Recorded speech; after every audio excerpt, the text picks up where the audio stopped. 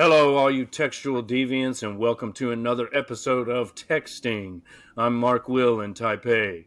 And I'm just a poor boy in St. Petersburg.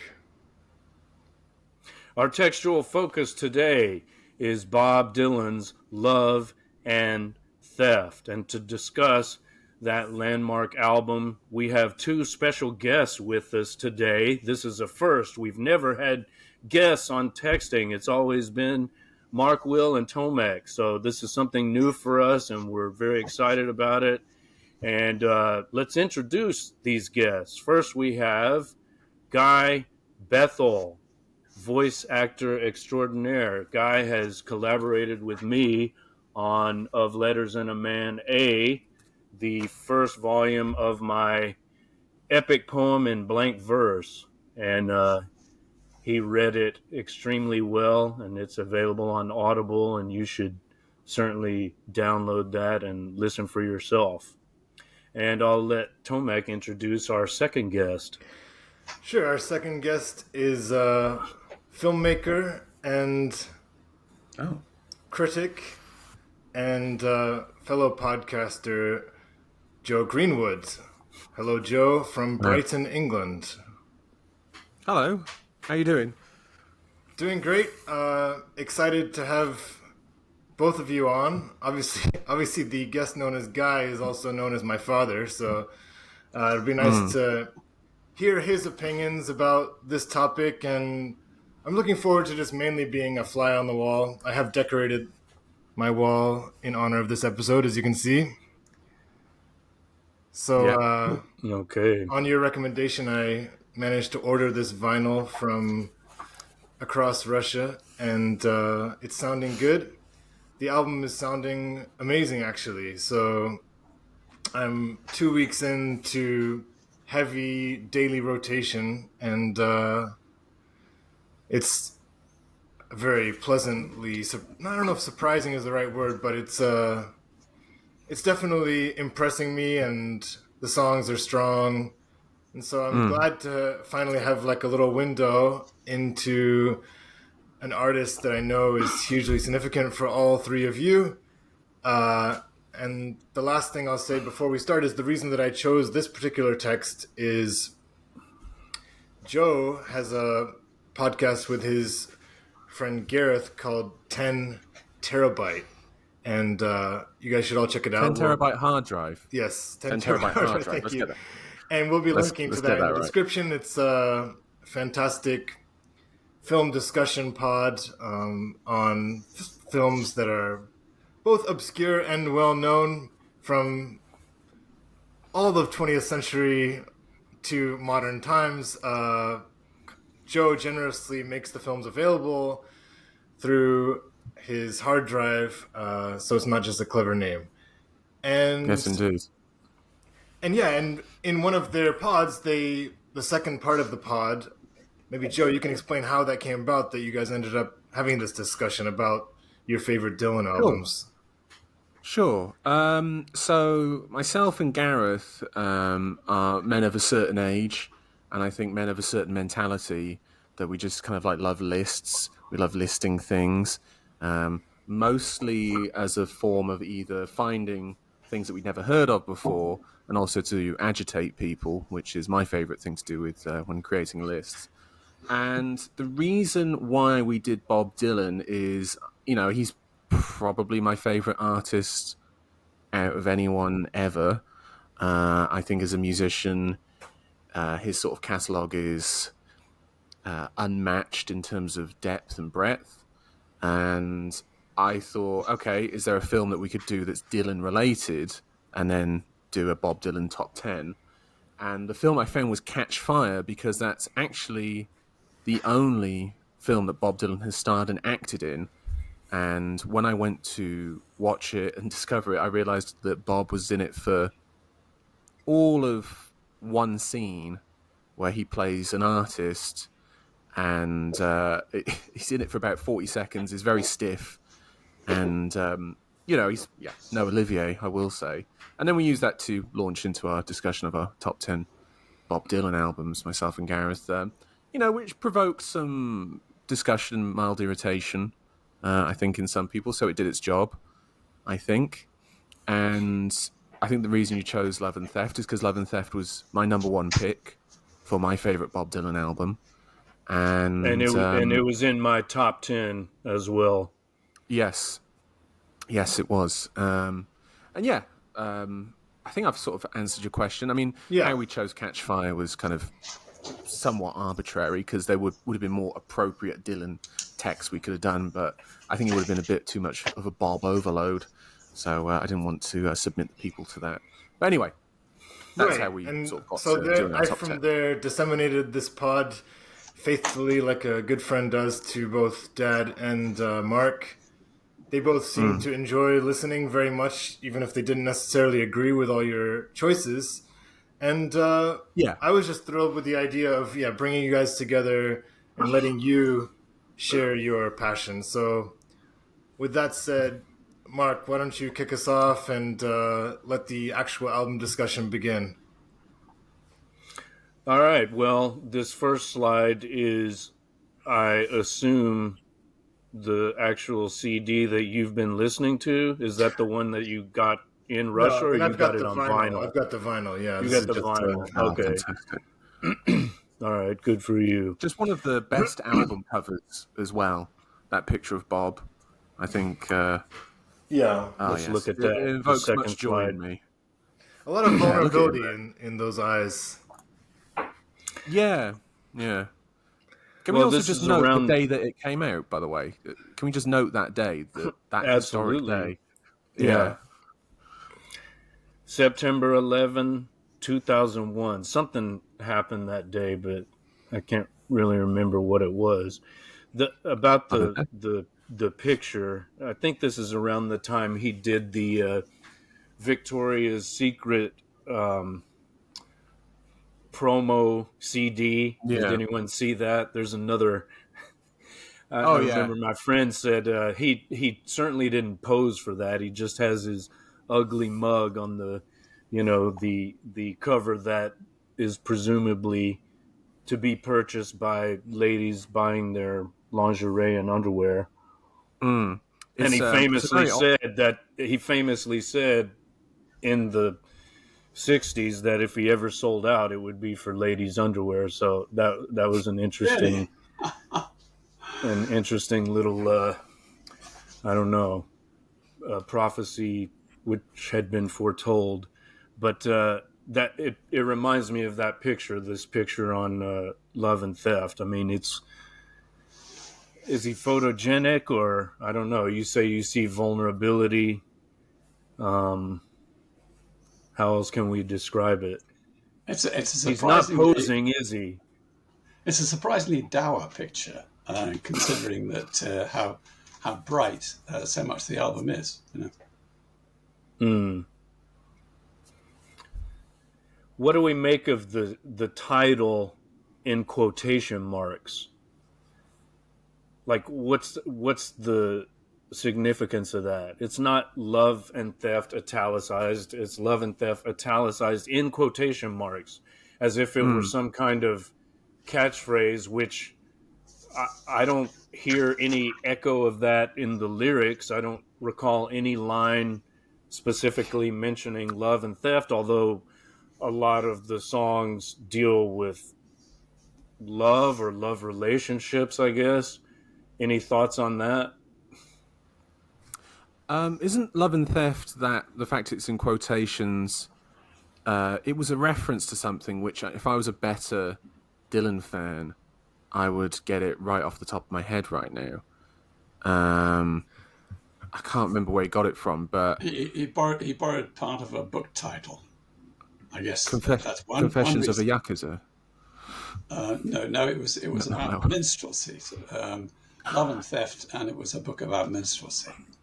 It was. There's also a quote that it's been attributed to. Is it all pop music is love and theft of some description? But I can't quite remember exactly where that quote came from. Somewhat letting down my Dylan credentials within the first 10 minutes of this, so I apologise to the listeners that you are listening to an amateur, I guess, when it comes to Dylan. Dylanography. That's something we can look up and put in the show notes maybe, but that's I think we have a good lead on that. He's quoting something from a book or an article Yeah, as related Dad was to saying, there's a book called Love and Theft, Blackface Minstrelsy and the American Working Class, written by Eric Lott.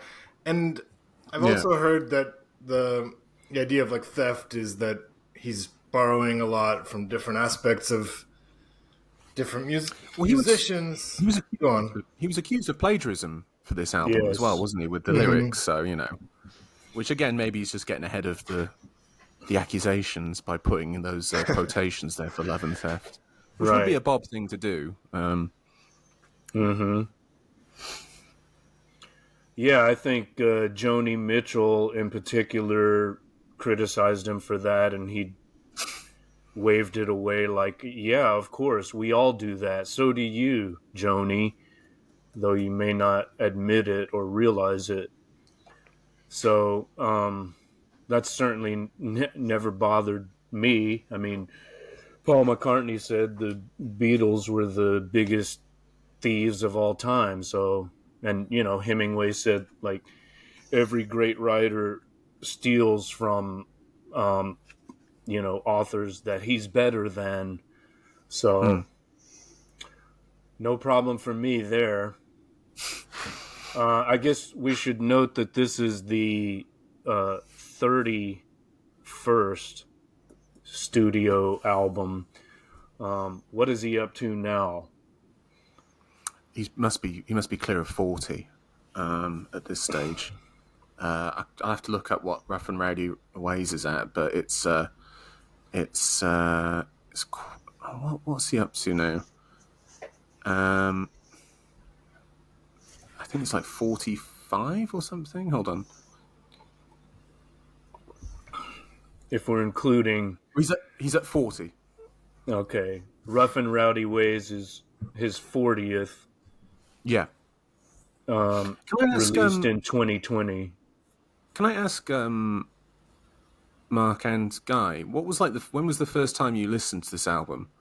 Or immediately after it came out. I know exactly when I heard it for the first time. I was in a Barnes & Noble in Houston, Texas. I walked over to the audio section. They had this on display, and they had headphones. You could, like, listen before you purchased. And I just was instantly hooked, I guess you could say, like from the first track I heard. I couldn't believe how fantastic it sounded. I couldn't believe how, I mean, I could believe because I knew other Dylan albums, but of course the songwriting was amazing. The lyrics were amazing, but the band sounded unlike any of his other bands. I mean, it didn't sound like the band. It didn't sound like, you know, the groups with who Mike Bloomfield or whoever else. Like this band with Charlie Sexton and Larry Campbell, his touring band, Tony Garnier, and the guy on drums apparently is named David Kemper. I mean, they just sounded fantastic, and also that they're the wide-ranging stylistic vibes that they had mastered impressed me immediately. So, of course, I purchased it. I took it home, and it was on repeat, you know, for many months. And then I went to see that band perform live at the Houston Livestock Show and Rodeo just a few months later. Wow. February 2002. So, and that was one of the best shows I've been to. I mean, it wasn't like a long set because at the rodeo they have other acts. They only did, I don't know, I've got the set list here. I want to say they did like 12 songs. so not an overly long set, but it was fantastic. And even Bob himself was into it. Sometimes he just stands stoically, but he was dancing around that night. So it was a great show. I'd say one of the top 3 shows I've seen. Dad, what about So you? yeah, that's my experience. So I'm not sure exactly when I would have heard it either Christmas of 2001 or Christmas of 2002, because I think I extracted it from one of you lot as a Christmas present. And I enjoyed it tremendously, and partly it was kind of a pick me up after Time Out of Mind, which is I don't listen to Time Out of Mind very often, even though I've got it, because it's a bit of a downer compared to this album. Yeah. So I mean, I'd been away from Dylan for a long time.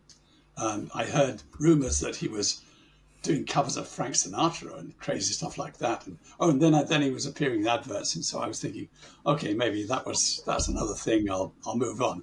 But then he had this late career surge with Time Out of Mind that got the Grammy, and Soy Bomb on the Grammy Awards. Does everyone remember Soy Bomb?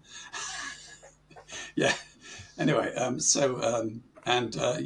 is just. I was just amazed by the attack of this band. It was sort of it was so tight, and I've always thought. I mean, he's got a great knack, amongst other things, for bringing musicians together, and this is a perfect example of it. But yeah, it's good all the way through, and like all the tracks in different ways. And Joe, what about you?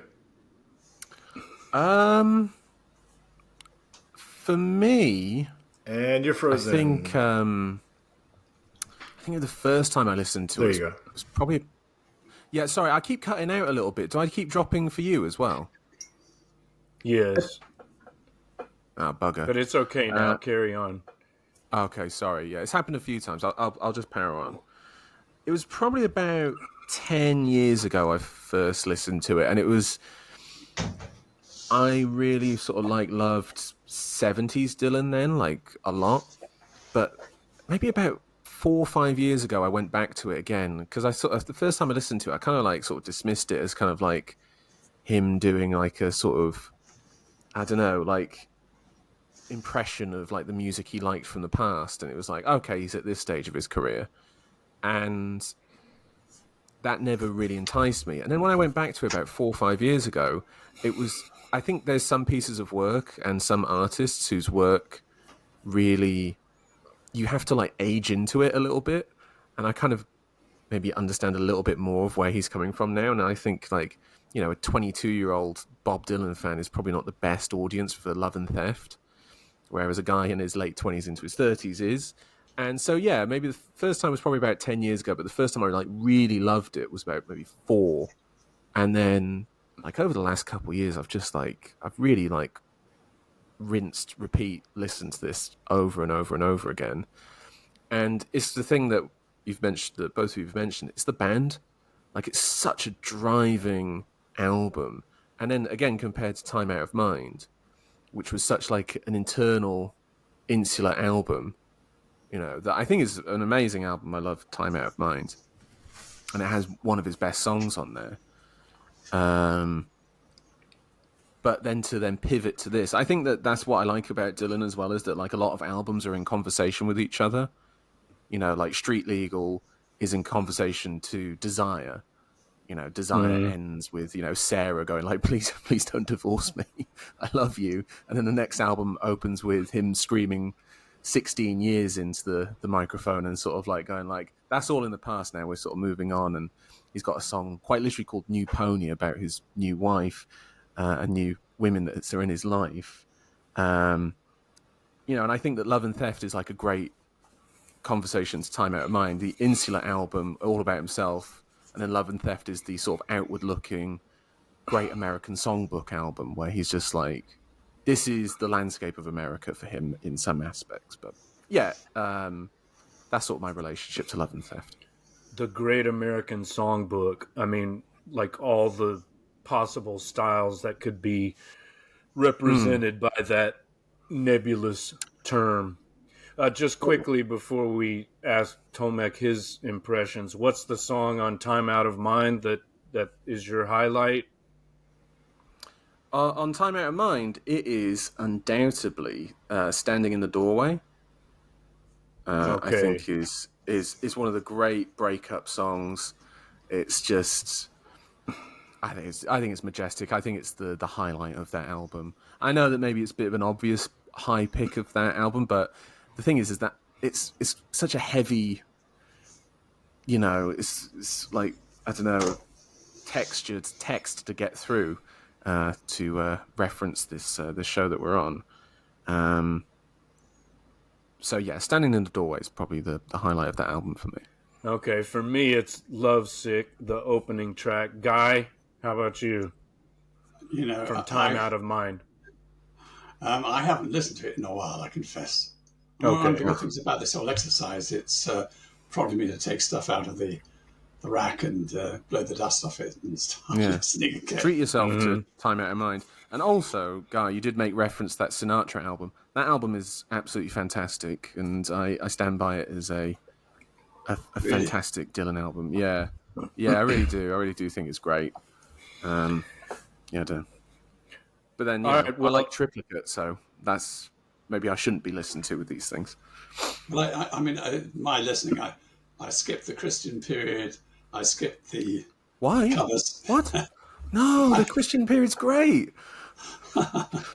Well, I'm guilty of that myself. As I mentioned in my recent Substack post, I'm too creeped out by the Saved album cover, but maybe I'll get over that.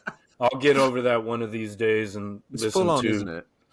Yeah. I'll listen to all three of them. I mean, of course I've listened casually, but I mean I'll really listen. Just as on your recommendation, I really listened to Street Legal, which is something I hadn't done before, and I found certainly at least one gem. Is Your Love in Vain is amazing. What a great song. I mean, achingly beautiful is how I've described it. But Tomek, tell us, this is basically your first exposure to Dylan. Of course you had heard some songs, but you'd never listened to a complete album, or what? That's right. Yeah, I just knew individual songs. From afar, of course, you respect, if you're just a music listener, you respect that he obviously must have something, even if you haven't put in the effort to explore, his pantheon. But it's worth the investment. I think many amateur listeners are just off-put stereotypically by like his voice not being necessarily easy on the ear. Doesn't have maybe the catchiness of Beatles. It just feels old, right? It feels like I'm not like a listener of the blues. It doesn't have maybe the kind of clean sexiness of a lot of sounds that my ears like. Like I like hip hop beats, or like electronic music beats, which are all just like very like, even like Radiohead, right? A lot of the Radiohead that I like, it just has a cleaner. I'm just thinking about this now, but yeah, it's like a cleaner sound, right? This is kind of a bit more like of the muddy music of the past. But the songs are super well written, and like as I said, I'm experiencing it in real time right now. As far as like, is this music that can really like sit with me? It kind of reminded me of you getting me into that Bowie album, Low.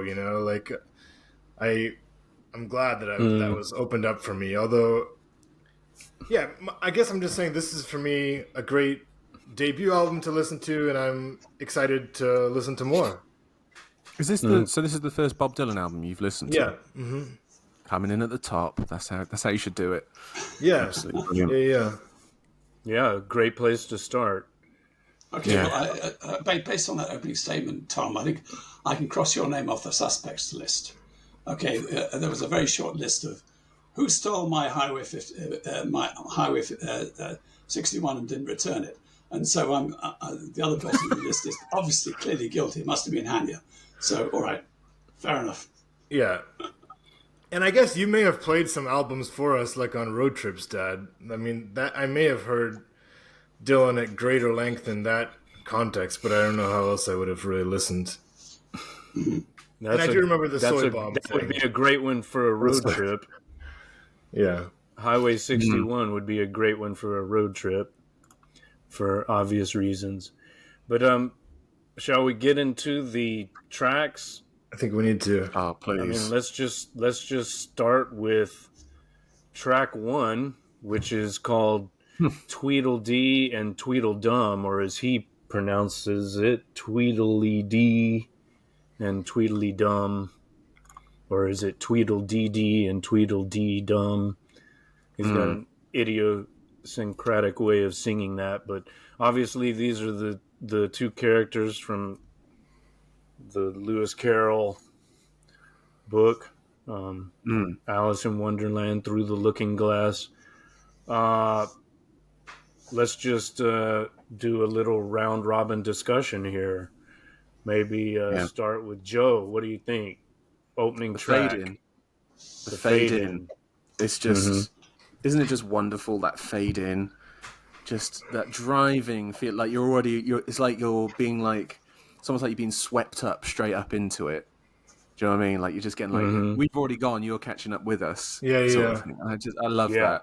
I love that part of this song. And then it almost, just kind of like drops you off at the end, doesn't it? When it kind of like fades out, kind of like caresses you off to the ground. And I don't know. It's that's the main thing I have of this. So, I don't, again, in that sort of like you leave time out of mind. What's the term called again? What's the time? Sorry, yeah. What is the term called for sequencing? Right, that's the term. Yeah. Is Dylan particularly passionate about sequencing? Is that like something that he's known for? I think he's somewhat about that, particularly like closing tracks. I believe is something that he's kind of a bit more fussy about than opening. Because sometimes, I think it was with, what was I reading about? It was, I think it was Modern Times. He was talking about whether he was like struggling to pick an opening track, and then he just looked at a listing that was there, and he's just like, I'll just leave it as that. Like he just kind of like stopped fighting it. So I think in terms of sequencing, he is somewhat. Because a band like Radiohead, it's like there are individual tracks, but it's also like kind of like a symphonic piece in its own right that very much has to be sequenced that way. I would argue, like it's almost written start to finish, or at least that's how it feels like. So I wonder, or a Pink Floyd album, Floyd for sure. Yeah, yeah, takes you on a trip. Exactly. I mean, I think Dylan probably would not publicly admit to that. He would be dismissive of that. He says things like, "Oh, I just try to get them out as quickly as possible so I can, copyright them and start collecting royalties." But it's clear that he's put a lot of thought into not only the songwriting and the arrangements and the performances, but the sequencing as well. I mean, I read a book about Blood on the Tracks called, what is it? Shelter from the Storm, maybe. It's named after one of the tracks, and the care that he took in recording it was, I mean, he was very meticulous about it. He had one band, and he wasn't happy with their performance on half of the song, so then he brought in another band. I can't remember the order, but he had studio musicians. Then he went back to Minneapolis and with the help of his brother put together a band of local musicians, or maybe it was the other way around, but it's like half and half. And there were multiple takes, and there was concern about sequencing and everything. So I think he probably is a lot more meticulous about it than he lets on. So you could say that his albums are concept albums too, rather like Pink Floyd and Radiohead and maybe the Beatles, even though you wouldn't necessarily think of them in that way. But I think of them as song cycles. Each album is a collection of songs. As song cycles, they're meant to be listened to, sequentially and as a whole. Yeah, I agree. I think also that concept thing really ties in quite well with some of like that's the 60s stuff like Nashville Skylines and like John Wesley Harding. The concept that of like I'm going to sing in a different voice for this album, or I'm going to remove the band, that had changed my sound before that was famous. There's a great story Robbie Robertson tells. Robbie Robertson obviously was in the band, the lead guitarist of said band. And Bob went off to do John Wesley Harding, and the story Robbie Robertson tells is Bob comes back with these tapes of like, oh, this is what I'm working on. Robbie Robertson listens to it and he says like, you know what, Bob, you don't even need us on this album. You've absolutely nailed it. And when I heard that story, I was just like, you are such a bullshitter. Like, Bob told you what was going to happen and you were going to nod and take it, yeah? You weren't going to tell Bob how his album was going to come out. So anyway, John Wesley Harding, one of my favourites, Bob's, by the way. That's another one that I recently revisited, and I have a new appreciation for it. I never liked the title track or the Judas Priest, the rambling Judas Priest song, but by side 2, I'm really all in. So again, that's a tribute to you. You forced me to revisit. So thanks for that. Is there any Bob albums that you've like tried to like revisit or like thinking like maybe I could reclaim this, and it's just absolutely failed in like your mind's eye? Like maybe this is not as bad as I thought it was, and it was actually somehow worse. I always think New Morning for me. Okay, I'm not thinking of anything. I mean, it's like repeated listenings always seem to increase my appreciation. I can't think of an example of one where it like got worse, or like I was confirmed in my suspicion that it was shit or not, not worthwhile. Like it just the deeper you go, the greater your appreciation is. That's my experience. I never think any of them are not worthwhile. I'll just go like, this is bad. Like that's as far as it goes. And there's something interesting in that to me. Like the bad Dylan albums. The only album in my collection I've just listened to a couple of times and never find myself going back to is Infidels. I never really got into that. What? Oh, there might be some disagreement there. We've got beef. There might be some disagreement there. I'm leaving. I'm not having this. Do you not like? Yeah, man. I like Infidels. It does have one of his worst songs on it, though, which is Neighborhood Bully, which I think... Yes, thank you. We've got to call him out for that. That's it's a terrible song.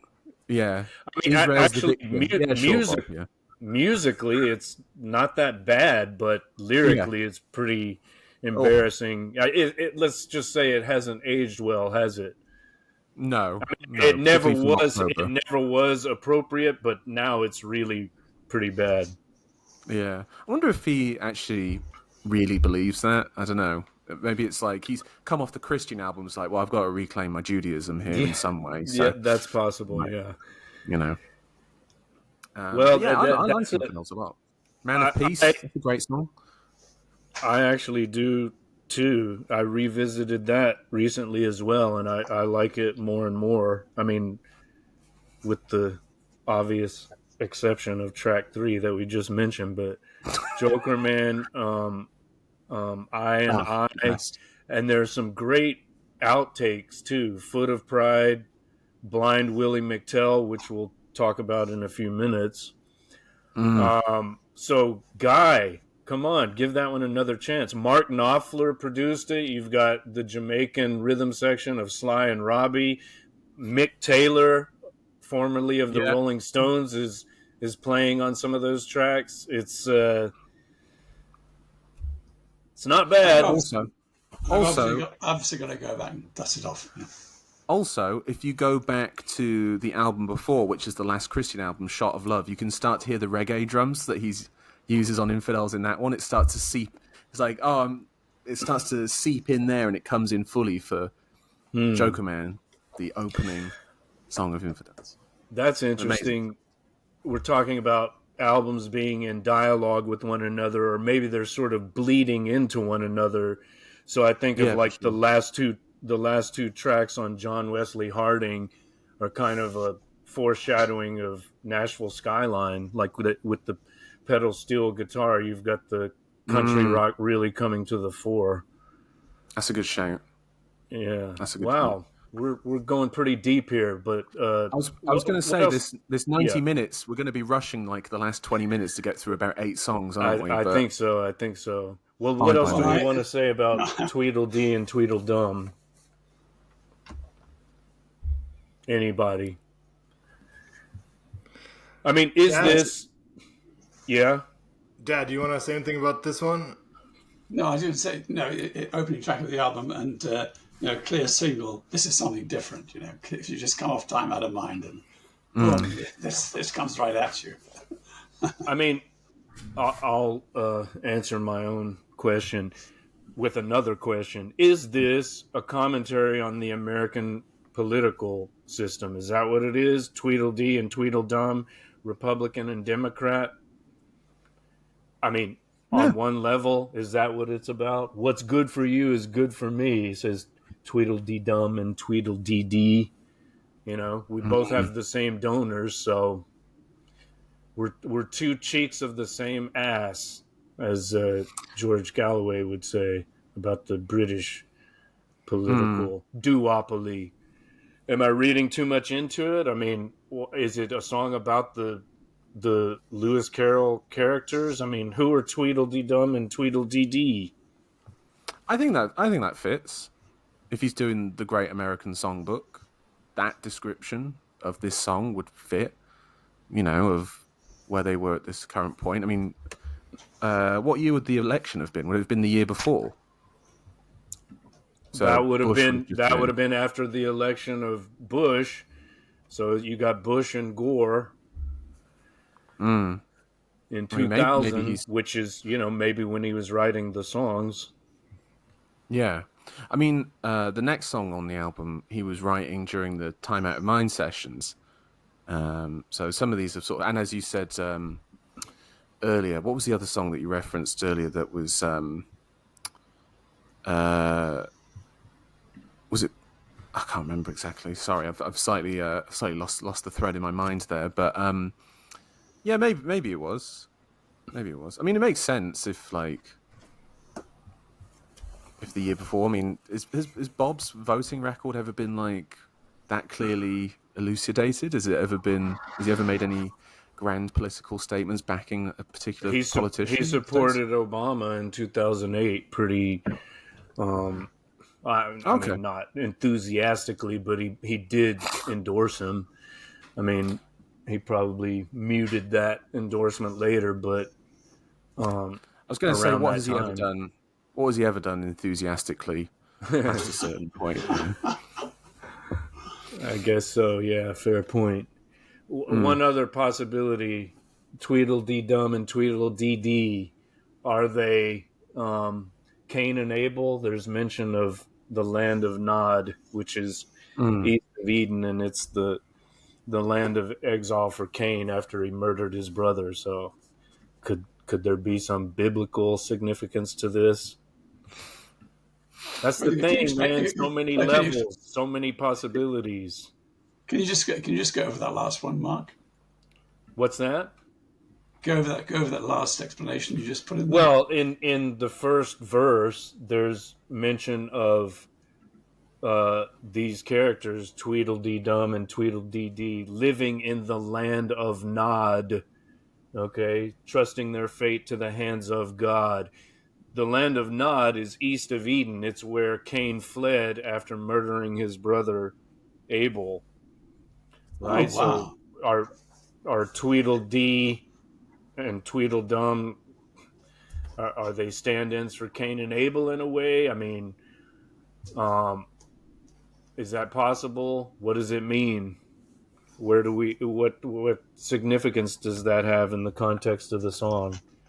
I don't one know. of the characters, I understand one of the characters at the end of the song is going to off the other one. What line are you referencing, or what do you have in mind? Actually, I've had too much of your company, says Tweedledee-Dum to Tweedledee-Dee. The other will stab you where you stand. Ooh, this is starting to seem more and more plausible, isn't it?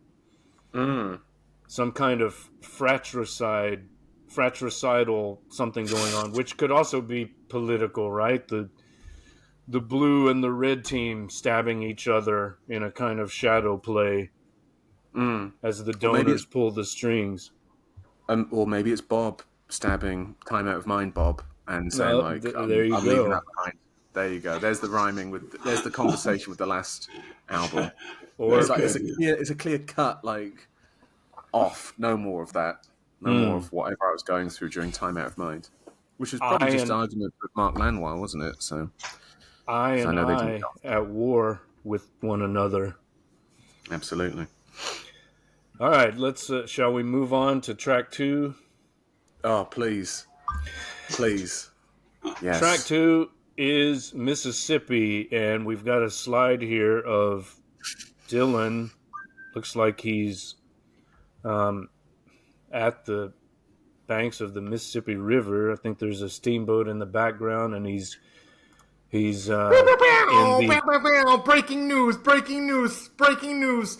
Sorry, Joe has a bombshell he's going to drop on us right now.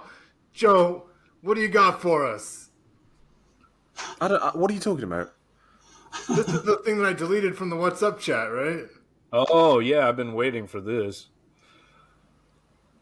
What's up? I've got no idea what you're referencing right now. I thought you said this. You thought this was the best Bob Dylan song ever. Oh, yeah, I do think it's the best Bob Dylan song ever. Yeah, that's my way. I do. That was my Tim Westwood drop. Oh, okay, yeah, Big Dog in the House and all that. Yeah, no, I do think it's the best. I'll say this, it's definitely my favorite. Yeah. Sorry, That's not a pause. That's a... Okay, sorry. You're going to have to go with that again, Jim. No, I stopped talking because I'm so fucking frustrated with this thing. It's a great joke. Yeah, I'm so sorry about that. They're always thoughtful. Okay, good. What do you want me to say? What can I say about Mississippi? It's a perfect, culmination of this album, I think. And, that song in particular, because he spent so many years working on it, in fact, a cover came out first rather than Bob's version of it. It was the, what's her face? Sheryl Crow. Sheryl Crow? Yeah, her version came out first, because that's how long he spent working on it. Wow. And it's actually one of the few Dylan songs, for me, that the album version is the perfect version of it. It's like, that's the version that he's clearly happiest with, and that's the version... Because whenever I listen to the outtakes of Mississippi, and there was the Basement Tape series... For fuck's sake. I'm really sorry. This thing is killing me right now. Because I'm trying to make a point, and every time I pause, I'm like... It's like someone's pulling the handbrake on me. Anyway... what was I saying? All right, yeah. Whenever I listen to the outtakes of it, I'm like, this is great, but it's not the album version. It's not the Love and Theft version. And there's some of my favorite Dylan songs that I listen to, like even something like Joker Man, the album version, which I love, maybe isn't my favorite version of Joker Man. So I think that's the other thing about this version of Mississippi that I love so much. That I just think it's so perfectly formed on the album. And just lyrically as well, it just kind of, just moves me deeply. Like that's the other side of it. Yeah. Okay, Guy. I just suddenly occurred to me: this is a bit like an echo of like a Rolling Stone, as far as the melody is concerned. The feel of it. This is a more mellow and more musical version, maybe. But anyway, but yes, it's a great song. I really like it. I could put this one on repeat. I can imagine. But do you get that comparison with like a Rolling Stone? It's got like a the momentum vocal to it. line in particular, or Yeah, the feeling of the tune, the rhythm of it, something about it. By the way, should I just leave and come back? Kind of because this freezing thing is killing me right now. Like, should I just leave and come back, or what should I do? I would say stay with us for now. It's Okay. I don't know. I don't know that leaving would make it better necessarily. Fair enough. Anyway, sorry for interrupting again. Mark, did you say "Stay with me, baby"? No, but that's what I meant. No, I'm just thinking about your question about the similarity. I mean, I guess there's kind of an ascending melodic line, which is similar, but that hadn't occurred to me. It's not like when I listen to Mississippi, I hear echoes of like a Rolling Stone, but I think I can understand what you're getting at. I'll just say that, like, when I polled other Dylan fans of various enthusiasms, from super fans to casual listeners, this track, when I mentioned that we're going to discuss Love and Theft, this track came up multiple times. Like, many people mentioned this as the highlight or the standout for them. For me, it's not. I mean, I don't dislike it. I love the whole album. I think it fits. I mean, I think it's a good song for the second track on the album, but I have others that I would say are more, that I prefer more, this wouldn't necessarily be my favorite. So it's interesting for me to hear other people's impression of this and to, list it as like a highlight. And you're saying it's maybe your favorite song of all time, which is, that's high praise indeed. Yeah. I do love the line, "You can always come back, but you can't come back all the way." That's pretty good. That's a killer line. Yeah, I mean, I think that it's like, what I like about the song is you could have multiple interpretations of it. It could be like the romantic element of it, of Mississippi. There's what's the line that I want to try and get it right, because I hate quoting Dylan and messing it up. Last night I knew you, tonight I don't. I need something strong to distract my mind. I'm going to look at you till my eyes go blind. Is like, it's either him like, you're the only thing I ever want to look at, or it's, I'm going to get so trashed, and the last thing I'm going to look at before I go blackout drunk is looking at you. And it's like, I do love that sort of turn of phrase that he has, and also that does link to the line where he's saying, my ship's been split to splinters and I'm sinking fast. I'm drowning in the poison. I've got no future, got no past. Yeah. I'm looking for it. I think it's what verse 9? Verse 9? Yeah. But yeah.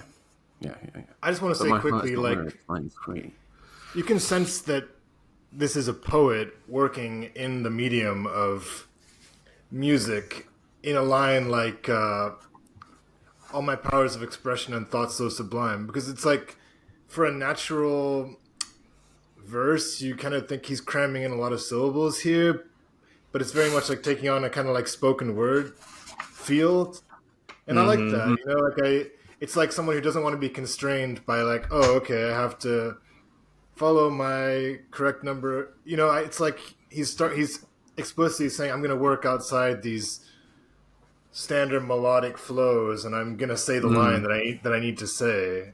And oftentimes that sounds even cooler. Like, rappers will do that occasionally, and I like when they kind of step out of the expected musicality of a line. Bob Dylan, the original rapper. Yeah, that you can make a case for that for sure. There's another example of that in track 3, which we'll talk about in a minute. But I don't know why. Last thing I'll ask you guys. Sorry, go on. It's interesting that he. Okay, go. Or you want to go on? No, I wanted to say something. Just it's interesting how he is from Minnesota, right? And like, but he's kind of like, and again, I'm speaking as someone who's very much an outsider, but he's like he's seduced by this American historical tradition of music, and he wants to like place himself and his music in Mississippi, rather than Minnesota, right? And that's because like Walt Whitman, he contains multitudes. He's the American bard. He's from the Midwest, but he can identify with the South, and all points north, east, and west. There's no doubting that, but I'm saying he's also choosing not to celebrate Minnesota maybe to the same degree, right? That's my point. It's like he would prefer to immediately take on all the associations that we might have with like Mark Twain, with the steamer in the background and all that American lore. He wants to very much place himself there. And all I'm saying is like, absolutely, why not Minnesota? That's my only question. Well, I mean, in earlier stuff, he often talks about himself as being from the Midwest, and North Country Girl, that's very possibly some Minnesotan damsel. I would say it's there, but like Whitman, like the Beats, he's kind of got this universalist American vibe, I guess, or persona that he wants to project. What would be like the sort of the cliche image of Minnesota? Because I think my only framework for Minnesota is Fargo. Like, is that where Fargo's set? Yeah, so like, or is that one of the Dakotas? Yeah, I feel like that's one of the Dakotas. Is that right, Dad? Well, I've got it totally wrong. Fargo, North Dakota, but I don't know if that's the same as the Fargo. Very much the same. It's very much the same region, and I remember. Yeah. Well, a lot of Scandinavian immigrants. Of course, it's cold as hell. Well, Prince is from Minnesota as well, which is interesting. Prince. Exactly. Yes.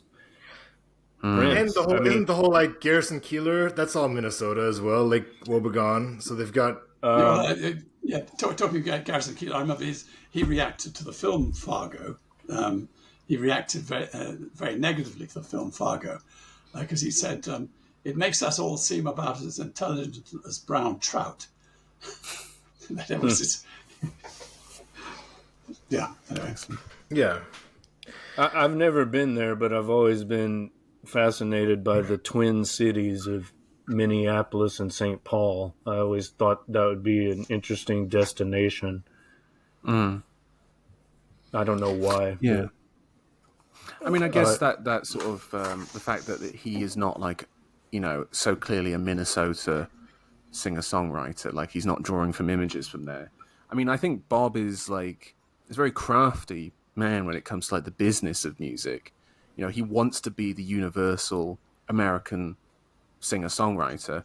So, I'm going to talk about the big images of America. He's almost like John Ford in a sense of like Monument Valley and, of the great American West. And it's like, Bob is the great American writer of the certain period of time that captures a certain image. So I think that ties into it, probably like the lack of like specificity to Minnesota. But, could you say the same thing about Prince that, why didn't he? Did he ever sing about Minnesota? Is there? I don't know. I don't know. I'd have to explore the catalog deeper. A last shout out for Minnesota, Coen Brothers. Who's that? Are they from Minnesota? The Coen Brothers are from Minnesota. Yeah. Damn. Coen Brothers. Oh, interesting. Yes. Yeah. Okay. And like the Coen Brothers, Dylan too seems to have a fascination for Texas in particular, and the southern region of the states, and even further south into Mexico. Juarez, for example. Yeah. Okay, But, yeah. Sorry, go on. I'll let you take control again. Well, I was just thinking we should maybe move on since we're already bumping up on an hour here, and we're only on track 2. I know we're doing exactly what I said was going to happen. Should we wasn't carry it? on? Yeah, sure. I mean, I could talk. It's. I'll tell you what.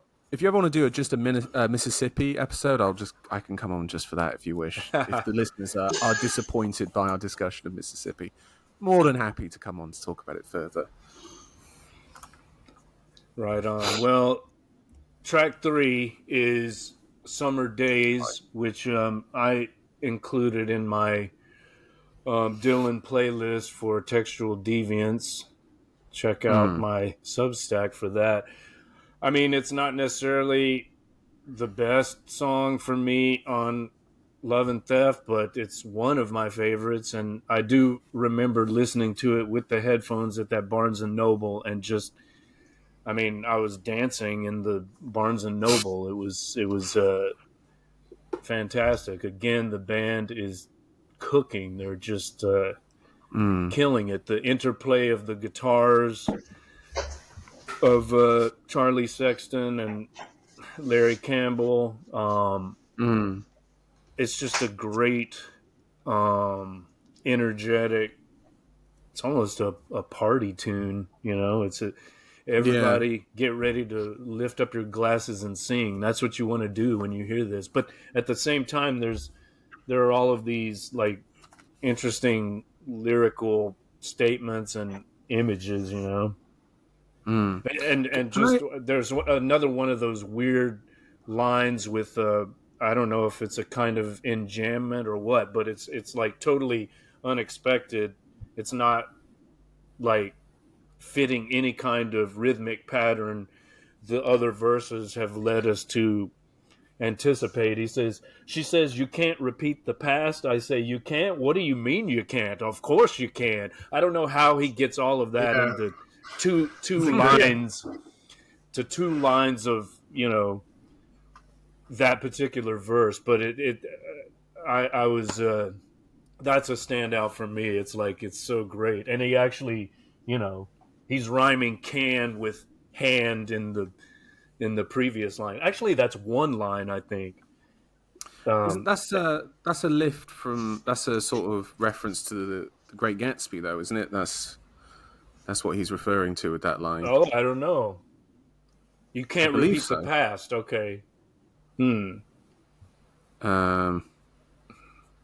believe that's from Gatsby. But also, can I just tell you the line that stands out is while I'm standing on the table, I'm proposing a toast to the king. While I'm driving in the flats in a Cadillac car. That line, I know is okay. It's a reference to Elvis. I get that. But like Bob has, like, we talk about the things of, like, he's talking about America and like American imagery. He does reference like kings and queens a lot, you know, which I think is quite an interesting contrast to like what is the general perception of him. Particularly, again, if you go back to like Street Legal or Changing of the Guards, where it's like there's a lot of reference to kings and queens and the big tables and whatever else. It's always like tables and kings. He always seems to couple those 2 images together. Well, it's like we're in a mead hall or something, a banquet hall. Yeah. And some guy's got a big turkey leg and Yeah, and there are minstrels playing lutes. What do you think about the Royal Indian blood? A lot of ale is being imbibed. What is what? Yeah. There's the line where it says, I got a long-haired woman, she got Royal Indian blood. Yes, I love that too. Yeah. But are you thinking, is that... I don't know, I'm just wondering, is that, again, you're thinking like Native American Indian? No, I'm just wondering, is that like Native American Indian? Yeah, I think so, yeah. Okay. That's how I always interpreted that. Yeah, just because you were talking about the Royals, so... Maybe he is being like, but then he has the references to like Cadillacs and stuff like that. So again, grounding it in America, right? You know, rather than like the British Empire. And I mean, a lot of this, lyrically, a lot of this reminds me of some of the surreal imagery and phraseology that we get in those 60s masterpieces that I know Joe would like to discount, but it's very much to me, it's very reminiscent of the Burroughs cut up technique, and I heard an interview of someone that was going to collaborate with Dylan, and this guy, I think it was what's his name from the Curb Your Enthusiasm, Larry Charles. I think it was Larry David's collaborator. They were going to do some film project or something, and then Dylan pulled out at the last minute. Like, they had the meeting with the studio executive. Dylan walks over to the window, looks out, and he turns around and he says, "Nah, I'm not doing it." And then he just left after they had planned all this. But anyway, before that, he met, and Dylan had like a box. He opens it up, and there are all these strips of paper. So it's literally cut up phrases, images, just whatever. He has them all there. And when it comes to composing, he just takes them out. Of course, we talked about how Bowie did this too.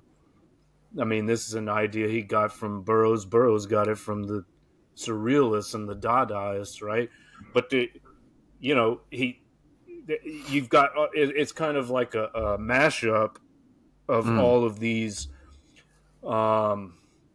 unrelated images, topics, themes, and he just throws them all together. He certainly did that in the 60s with that trio of masterpieces, but I feel he's still doing it. I think his compositional process is still similar. He's still doing that kind of thing. Like you say, there's the Cadillac, and then there's the long-haired woman with Royal Indian blood. There's these banquet hall images that remind us of medieval times, like the troubadours or something, and it's all in there, and we just have to make sense of it the best we can, if we can.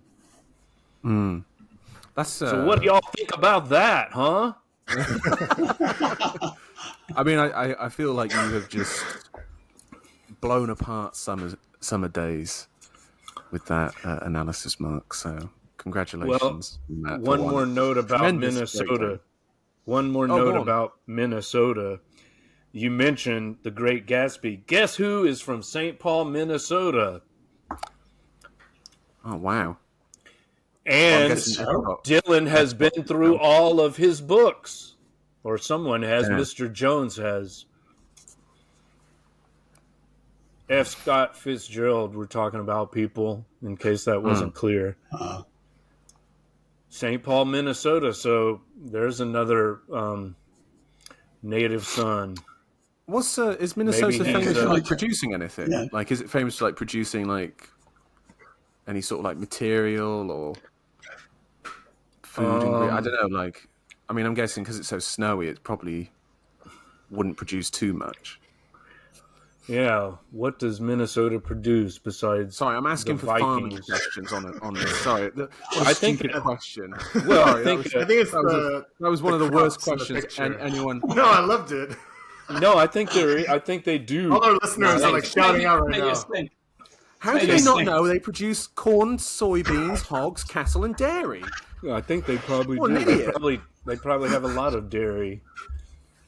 I just want to say one more thing that I think I noticed on this track, and I noticed on other tracks, is this is triggered by what you said, Mark, about the cramming the syllables into that line, and that it seems like I don't know if Dylan did this so much in the early albums, but he really messes with the singing each line. Sometimes he sings it fast, sometimes he sings it slow, and it's like he's got a tremendous confidence in that he's gonna get in the right place. And he doesn't have to be a slave to what you expect. Exactly. That's why I love the live performances so much. If you could just go on YouTube and type in whatever Dylan song he put live, and then just hearing how he messes with his own work, almost to keep himself interested, and how he will literally just cram like a full verse within the space of half a sentence, just to almost like prove a point of such. Maybe, I don't know. It's you know. Almost Anyway, like he's freestyling his own set composition. there's a great comment on the Bob Dylan at Woodstock '94 performance, which is an amazing Bob Dylan performance on there. And the comment underneath is it's just like it's almost like he's trying to avoid breaking the copyright on his own songs. Like it's almost like he's trying to avoid the copyright claims against himself. I love that as a description. That's hilarious. Yeah. All right, shall we move? Track 4. Let's do it. By Yes. and By. Can you tell us about this image you selected, Tomek? This is I just have a film thing poster. for Arab vibes. So when I saw this, I got my Moroccan titillation satisfied. But that's as deep as that Your connection goes. Let's not talk like that. Yeah. Come on.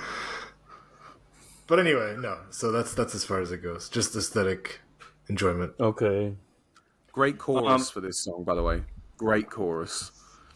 Well, I'm scuffling and I'm shuffling and I'm walking on the briars. I'm not even acquainted with my own desires. That's just hilarious chorus from Bob there. I've always thought of that as a bridge, but maybe it is a chorus. The structure of this song is pretty interesting. Yeah. Sorry, go on. Well, I mean, how about this for a line which maybe is the quintessential By and By line? I'm singing love's praises with sugar-coated rhyme. That's what this is. That's what it is. But there's kind of a melancholy about it too, which I guess is appropriate. But Another reference. I was going to pull out the previous line as an example of how many silly little jokes he throws in throughout the whole album. Well, I'm setting my watch so I can be on time. And yes. It's the new humorous side of the Bobster. And also another reference to future and past with the other chorus bridge is the future for me is already a thing of the past. You were my first love and you will be my last. Again, going back to Mississippi with the I want to look at you till my eyes go blind. There is, I'm drowning in the poison. Got no future, got no past. There is these sort of like fixations. Maybe it's kind of like he's trying to create like a timelessness with this. Like he almost wants it to like come out from a different time, 2001 America. And he's just like, well, here's this thing that I've like pulled out of me from the past. Is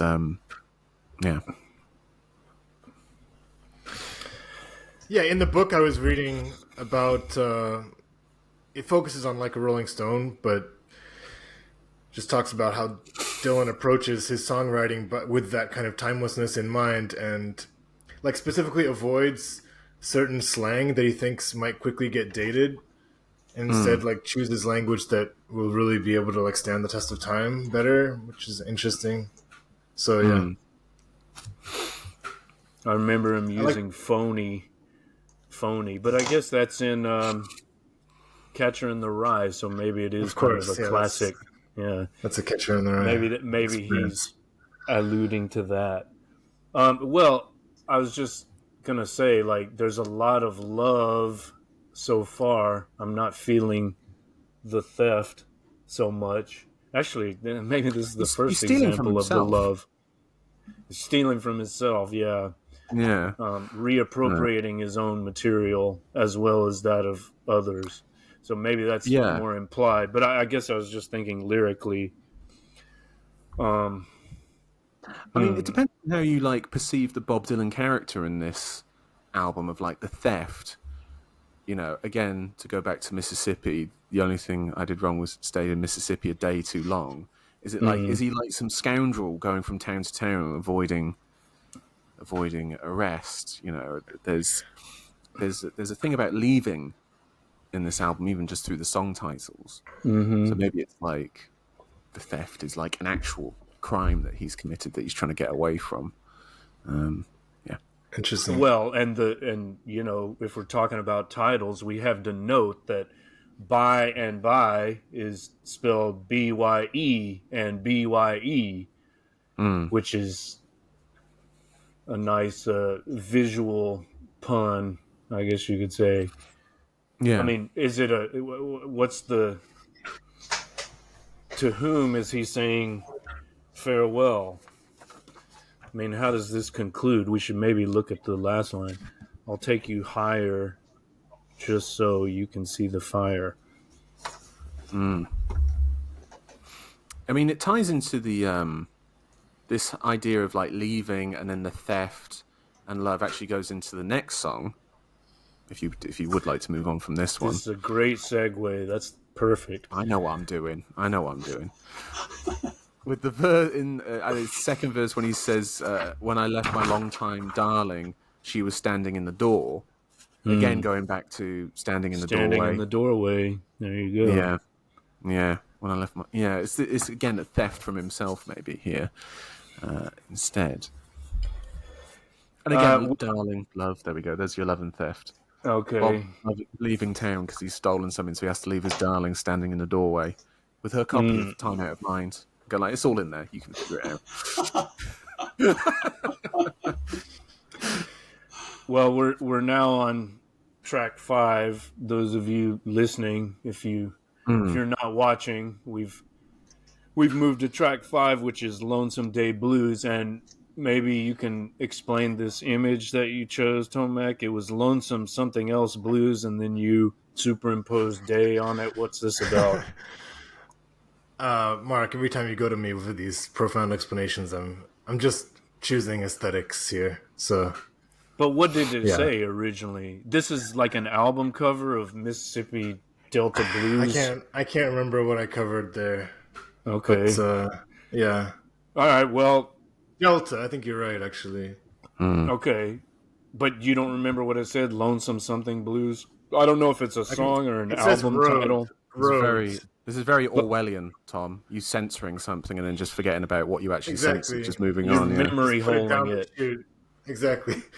To memory hole something. Well, the image I added in the corner here is, I guess it's an album cover of Blind Willie McTell's Lonesome Day Blues. So here's some theft, right? He appropriates the title of a song, which I listened to, and it's, you know, Dylan's Lonesome Day Blues is nothing like this Blind Willie McTell song, but, you know, he takes the title, and it is a kind of bluesy rock number, and again, it's one of my favorites. This absolutely, you know, oh god, it rips. The band again is just kicking ass on this. I love this. And it also there's like the repetition of lines, which is characteristic of blues artists like Robert Johnson and presumably Blind Willie McTell.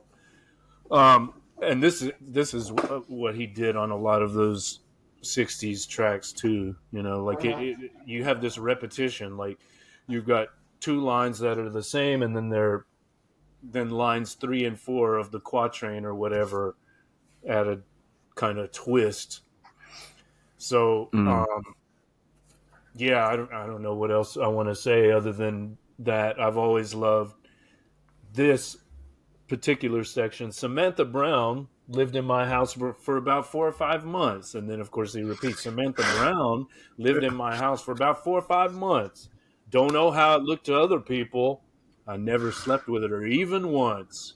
That's very memorable image. Yeah. Again, kind of accusatory. It's like he's responding to an accusation of sorts. Yeah. Where like, oh, did you? No, how dare you? Like, there's kind of like an accusatory crime that may have happened that they're sort of suggesting, or there's something to feel guilty about. Yeah. But it's also nice the way he plays with the length of the syllables on the repeated lines. You know, so no 2 lines are ever the same. Mm-hmm. Yeah, Tomek, come on, man. I'm fine. I'm doing fine. Give us the fresh perspective. I mean, musically, this is not your bag, is it? You don't really like this kind of blues rock, or I don't know. It's too I don't know what. muddy and messy for you. There's not like Yeah, a but it has a electronic jam snare. feature, and when you guys talk about the band kicking ass, like I feel enthused as well. You know, it's like Are you going to keep your copy of Love and Theft? Or you yeah, just for like, sure, for okay, sure. good. I'm into this album is awesome. I love it. Okay. Yeah, seriously. Would you gift it to anyone? Good man. You're going to be like, are you going to push it on to someone else? No, I'm keeping it because I need to have at least one Dylan in my vinyl collection. No, I'm not saying that copy. I'm saying like, would you buy another copy for another person to be like, get this in your life? Not yet, because it's like I do that for stuff that I feel more like an authority on. You know what I mean? I'm not ready yet. Right. Maybe in a year's time. Yeah. When I feel like my relationship, like even now, you know, I'm just feeling a constant sense of shame. Like, these guys are going hardcore with the lyrical analysis, and like I need to be there, but that's okay. Like I could do that with a Michael Jackson song, you know, so it's okay. You're doing fine. You're doing fine. You're doing great, Thank you, sir. And the moral of the story is you can't make love all by yourself. Technically, I think you can, but that's not what he means. Say. All right, moving on to track 6. We're at the end of side 1, I guess, here with Floater, Too Much to Ask. And you've, Tomek, you've included an image of a floating riverboat, looks like. What do you want to say about that? No. You can just interpret it. I don't explain my art, you know. Oh, but I actually think I'm a song and dance man. But I think this fits with Dylan. I think this fits with Dylan. Just like, what's the meaning of this? Well, I don't know. Like, that's a Dylan-like response to be. Exactly. Do you know what I mean? Like when they're like, you know, when he had his tour in Japan in the late 70s, and they're like, you know, you were the sound of a generation. You were the sound of a sort of music, and he goes like, you know, I'm just a person.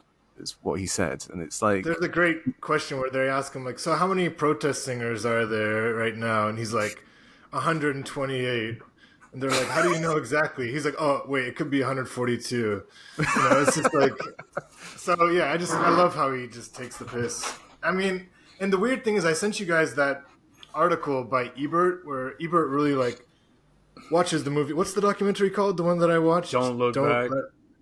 Don't look back. And like Ebert like trashes Dylan's personality, saying like how pretentious he is and how like fuck him. But then it's like actually that's super unfair because I don't know, I'm much more entertained by the way that he does interviews, and like he's ultimately an entertainer, you know, so like it's more interesting for me the fact that he doesn't just have to take on like a very like authentic persona and like it's not always attractive though, Tom, because sometimes it just looks like punching down. I mean, he's dealing with a bunch of working stiffs, these journalists, and you know, who don't know too much about the music he's coming on with, and you know, so again, there's a great one. There's a great one when he goes to Sweden, and he's. Oh dear, I've frozen Joe. It's just me and you now, Guy. My fault. I'm sorry. No, it's all right. There's a great one where he goes to Sweden for a press conference, and the guy goes like, "So like your last few albums, they've just not been very good. Why is that?" And he sort of like looks and goes like, "Oh, really? Oh, okay. Thank you so much for giving me your opinion." And the guy's like, "Oh, sorry if I've offended you." It's like, you haven't really. And then he just sort of ignores the question from there, clearly offended by what the person said, but manages to sort of brush it off in the glib manner he is able to. I guess I'm just saying, Dad, that like, you know, actually even that journalist who is maybe being dismissed, he's probably getting a better quote ultimately, you know, if he gets something that's a bit, that draws a laugh or, you know, is just deeply ironic. Yeah. I mean, there's a reason why. Time magazine. Exactly. That I watched that whole exchange was great, you know, and I agreed with him about that as well. Like Time is definitely has a certain way of presenting content that is reductive, and Dylan's calling him out on that, and like that's great, you know. I don't know. Well, Lou Reed, just in passing, Lou Reed took that kind of hostile relationship with the media to the next level. If you want to be entertained by that kind of back and forth, you should watch some of Lou Reed's interviews in the 70s. Gets pretty confrontational in a strange, it's also great, but entertaining way. It's great how he just says stuff that he then contradicts in later interviews. Like when he just takes a dump on the Beatles for like no reason. Yeah. And then like there's literally an interview like a year later where he's just like, yeah, they were great. Like it's like, oh, okay, you just felt like kicking people. Or he shits on Springsteen and then features him on Street Hassle. Yeah. So anyway, what do we want to say about Floater? Or is that too much to ask?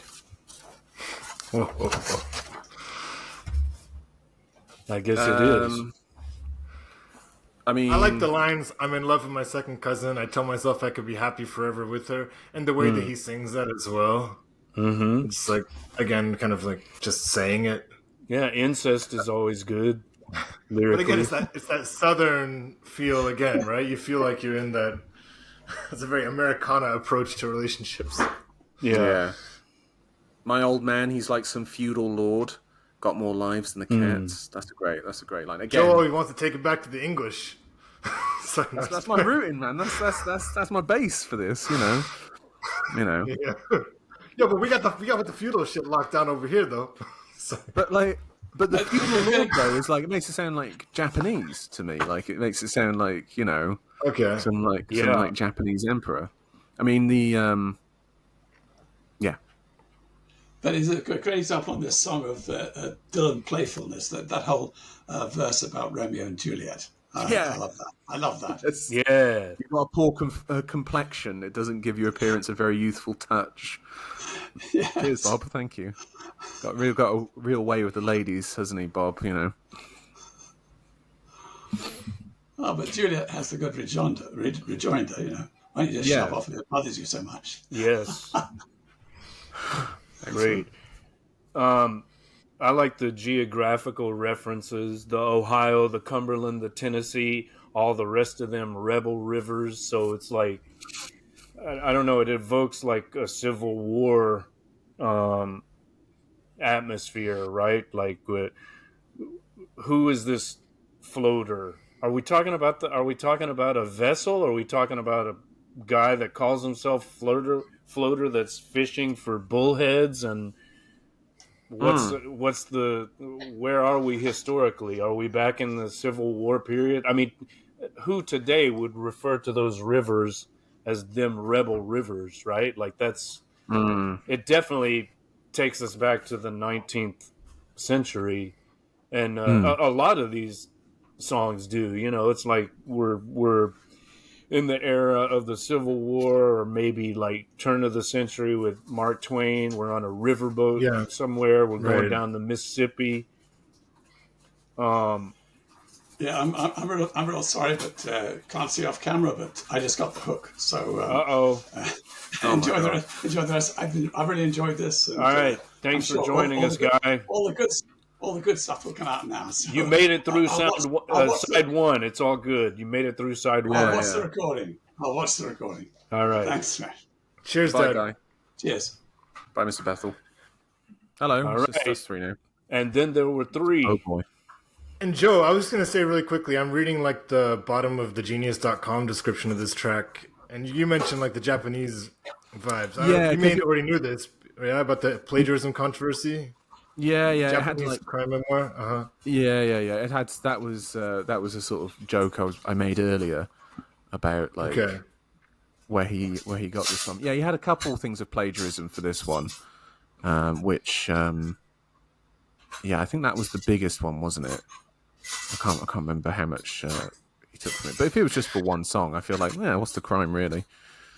Did you see the response from Dylan? Wussies and pussies complain about that stuff. Yes, that's what I think.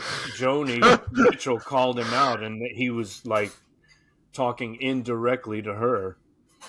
Oh, right.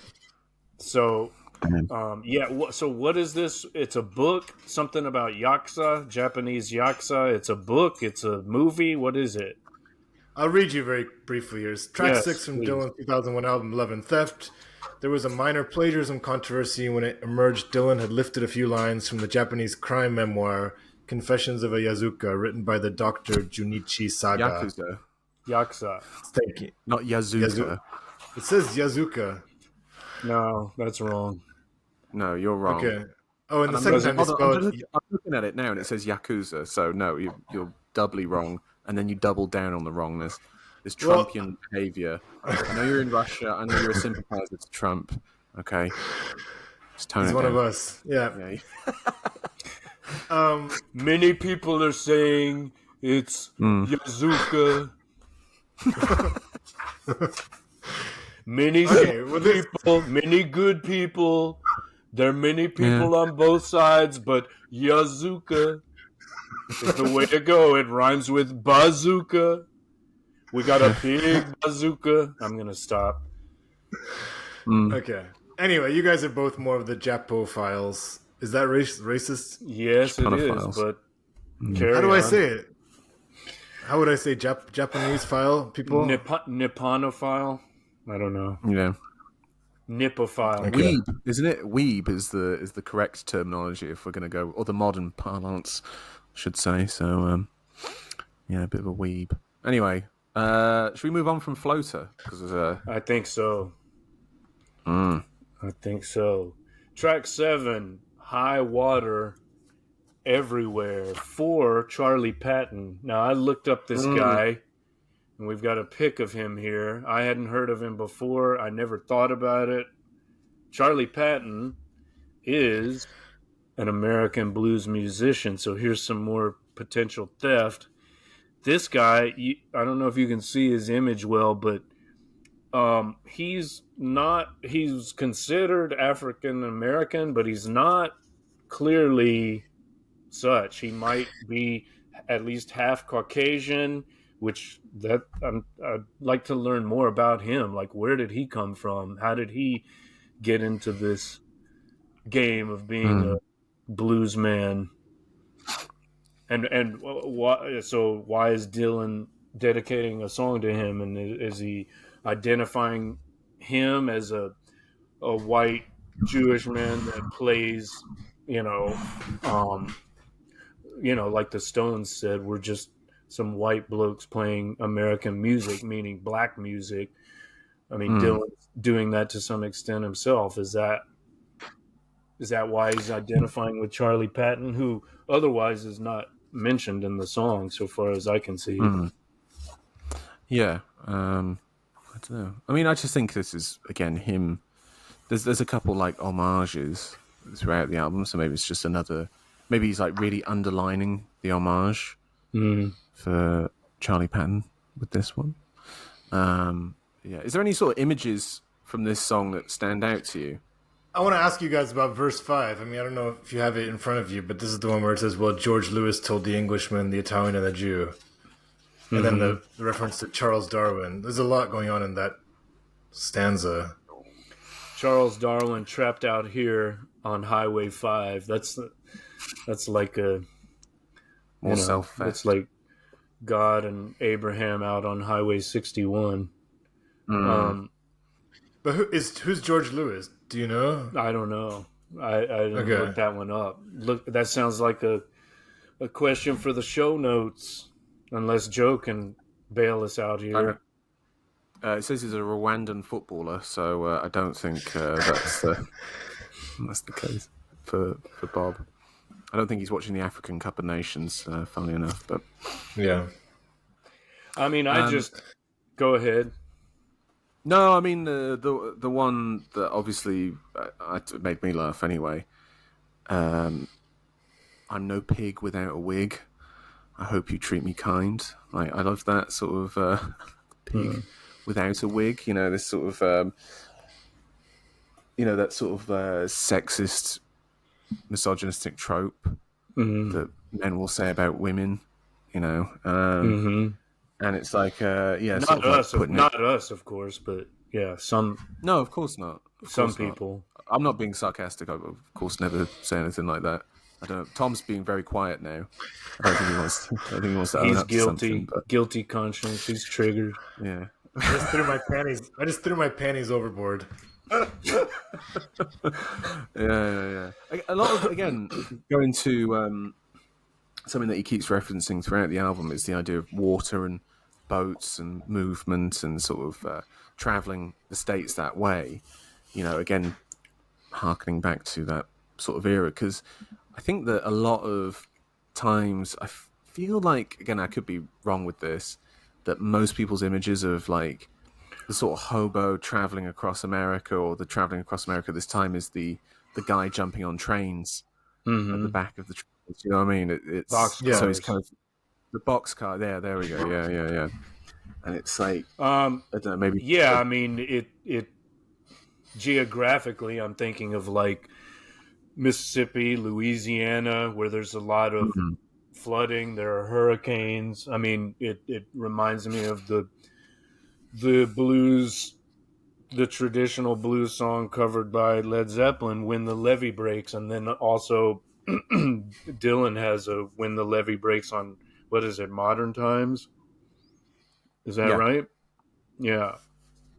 So it's again, we're still geographically in the South. It feels like the South East, I guess, Louisiana, Mississippi, that Gulf of Mexico area, which is kind of, I think Garcia Marquez says, really that part of the U.S. is kind of part of the Caribbean, interestingly. So, I mean, culturally, there is that Creole mix of, French and Native American and African American and Anglo American cultures all in a kind of gumbo mix, musically and otherwise. Joe's getting hungry. Oh, Is that a fat person comment that you just made to me there, Tom? Is that what you did? You made a for crack some at gumbo. my weight. Yeah, for some gumbo. Jambalaya. Yeah. You saw a cheap opportunity to take a dump on me. Yeah, and I don't appreciate it. Thank you. So let's wind that in. We're both foodies, mate. Sure. Passion for the food. Of course. They just opened a Popeyes here in Taipei, so we've already visited twice in like 1 week. Got that spicy fried chicken. Every time we go, the sides are sold out, so that's pretty annoying. They just opened one in Brighton as well, actually, Popeyes. So, Tom, when you come to visit me, we can go to Popeyes. Nice. If you want. Can't wait.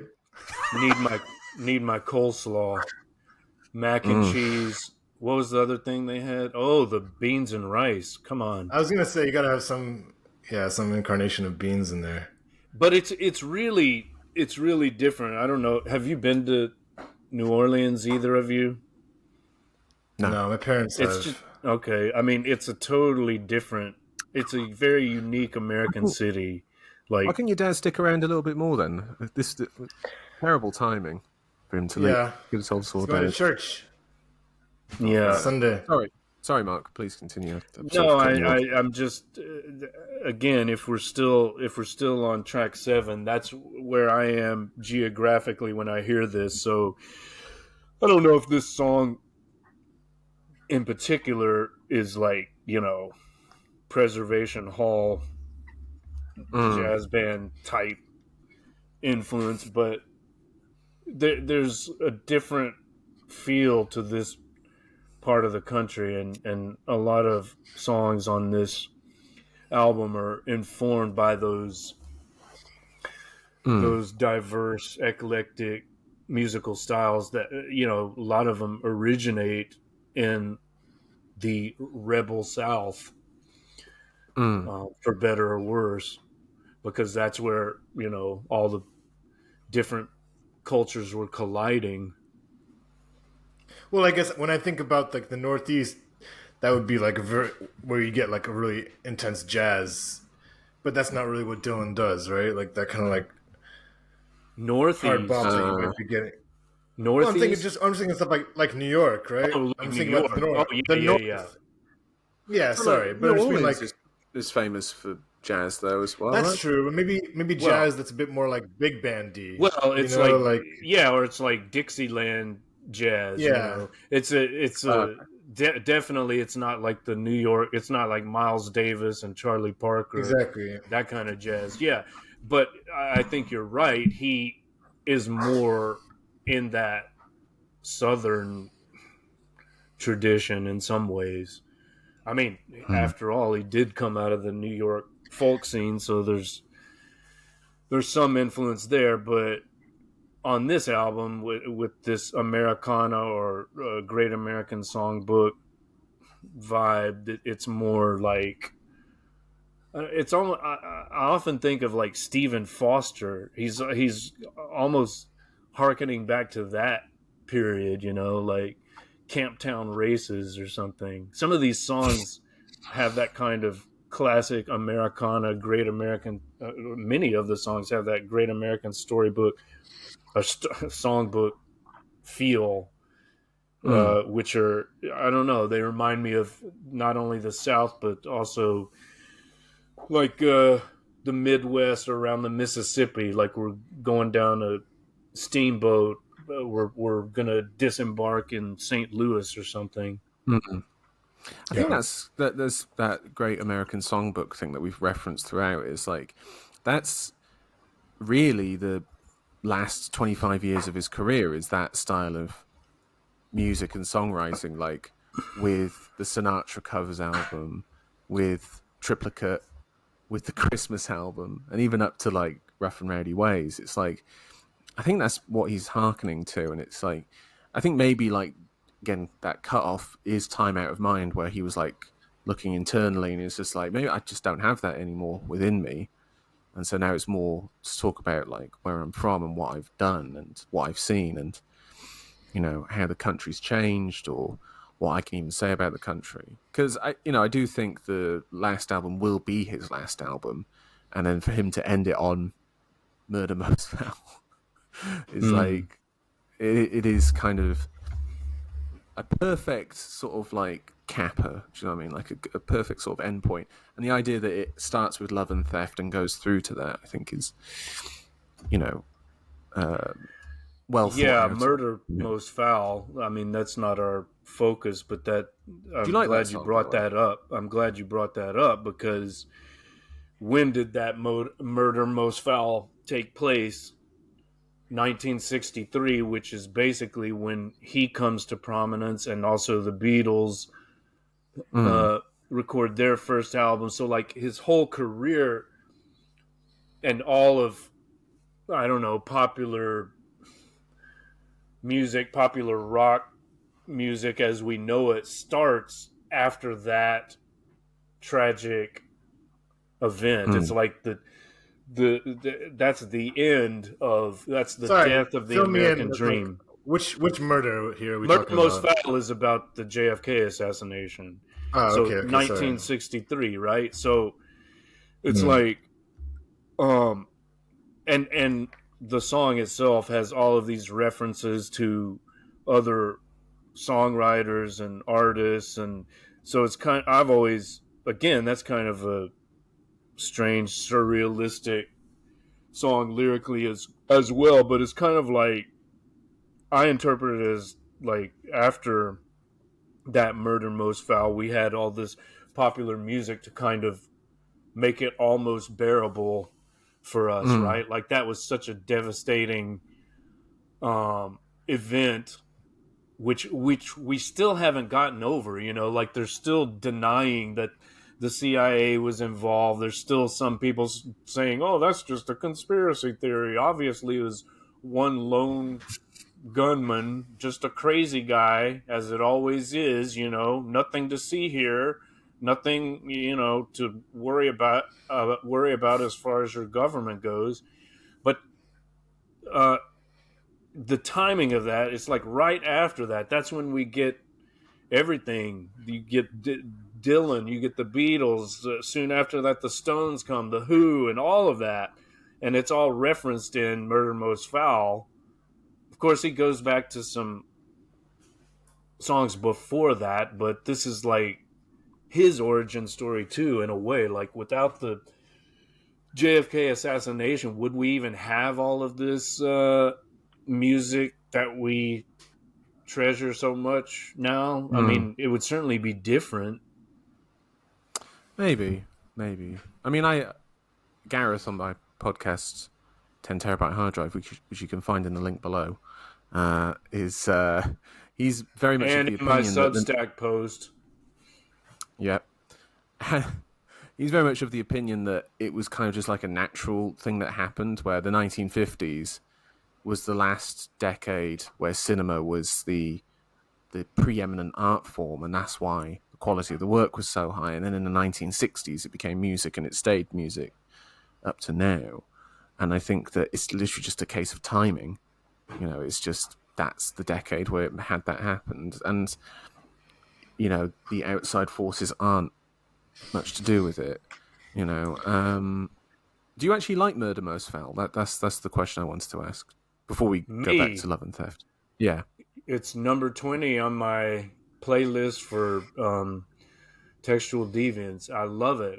The first time I heard it, I played it 3-4 times in succession. So how long did that take? An hour and a half or whatever? It's great. I mean, it's fantastic. But I'm a JFK conspiracy theorist, so there's that. Oh, fair enough. Hit your sweet spot, right? Fair enough. Yeah. No, I think it's fantastic. It's brilliant. And it's so outrageous and daring that he would release a 17-minute track that doesn't really go anywhere. It's like I don't know, it's monotonous in a way, but the instrumentation. It's almost like you're in like a whirlpool. Yes. He's just like sending you round and round and round and round. Yeah. Because the first time I listened to it, I was just like, this is some fucking boomer bullshit right here. I'm like, I'm sick of this. So I was just like, and it took about maybe like the third or fourth listen where it kind of like clicked into place for me. And it's like, yeah, I don't know. It was a bizarre experience listening to that. Should we go back to Love and Theft, by the way, before we go completely off the rails? Yeah, maybe we should do that. Since maybe we should do that. But do Moonlight. But hey, when we're texting, we have to consider intertextuality as well. I mean, here we go. That was a rather large footnote, wasn't it? That we went off to with. That's how we do it up in this bitch. Okay, cool. I just don't want to like come in, ruin the show for the listeners, and then for them to be like, "What listeners? What listeners?" Oh, damn. We're gonna get some now when I plug it. So it's you're welcome, lads. That's there you go. Say. Thanks. There we go, indeed. Yeah, Moonlight, shall we? Yeah, Moonlight, track 8. Tremendous. Tomek's favorite. Tell us about stealing that. From himself. The seasons now returning. Now I'm like a tiny bit worried that it's a bit basic. Like, it's still a great song, but it's like it's a bit easy. Is it? But it's a bit noob, isn't it? You really? Yeah, I mean, you know what I'm saying though. Like, it's that noob thing. No, I mean, I know I'm really there's sorry a great for ever using that in like that text. You know, I know there's like a greatness to writing like a simple melody that's catchy, and like and I love it. I'm just saying it's borderline right now for me, like a bit too kind of like soppy. But what's wrong with reminds that? me of like nothing. I'm just thinking like Van Morrison is good, and he's got like Moon Dance, and I think I'd probably take Moon Dance over Moonlight, but. No, fair enough. That's okay. I probably would too. I mean, you're saying on. Moonlight is an obvious choice for favorite songs off this album. It's like talking about Love and Theft. Like you're not. It's not like you're saying like I Want You off Blonde on Blonde is my favorite Dylan song or whatever, or that's the Dylan song that stands out to you. You are choosing. It's a fairly obscure album, I would say, in terms of the mainstream consciousness. No, my only point is like it was. You know how like on any album that you listen to, let's say on the third listen you start to like the singles, and then like in further listens the deep cuts hit you, and so it's like it's kind of natural that Moonlight like stepped out to me first, and it's like, oh, because it's like the song that you press stop and you're still singing it, you know, like you, right. But that doesn't mean. I'm just saying now that I'm on like listen like 11 or something, it's not necessarily. I don't have the same like I want to hear Moonlight. It's like it already feels a bit like a bit easy. As I said, I'm kind of trying to get into some other songs now. Well, to me, it's like a Tin Pan Alley song. It's like Cole Porter or I don't know, one of those romantic songs from whenever, the 30s or 40s, like Dream a Little Dream of Me or something like that.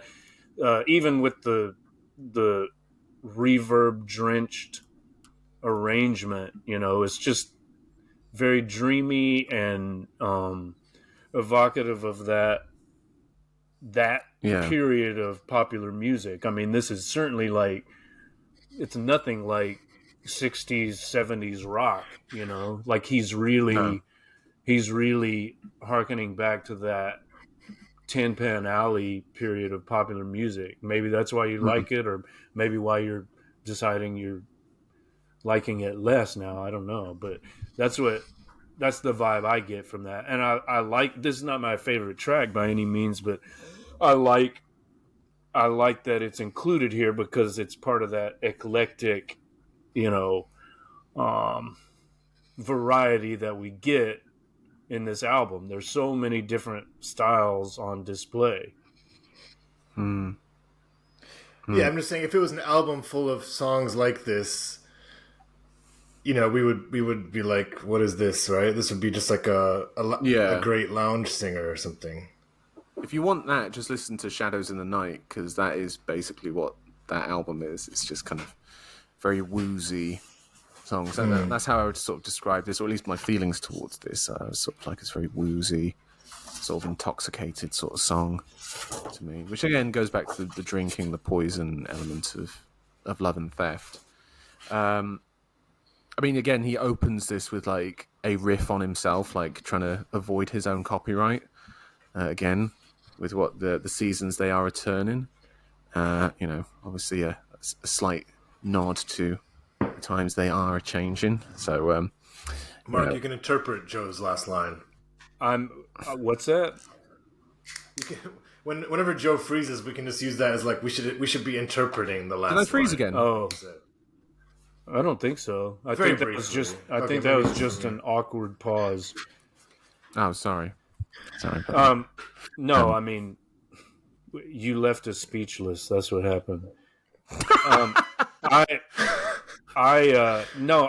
looking at. I'm sorry. I'm still looking at something from track 7 because I picked up the wrong printout of lyrics. But I just want to point this out. There's a line, I believe I'll dust my broom. Talk about plagiarism. That's an old blues song right there. I believe I'll dust my broom. Even ZZ Top covered that at one point. I'm not like yeah. I'm not so like au fait with like old blues for the most part, other than like through Dylan. Like for me, that sort of thing doesn't really stand out massively. It's just more like the actual images created. So, sorry, I can't add too much to the theft again that he keeps committing throughout this album. Well, it's just another possible case of theft. So, all right, are we done with Moonlight? Sure, we can be. Here's my like dickhead. Here's my like really fast dickhead comment. Yes, we love dickhead. Which is just comments. Like so. Yes. So like, you know, I love the lyrics because they are much more interesting than, let's just say, like your average singer that you listen to. Mm-hmm.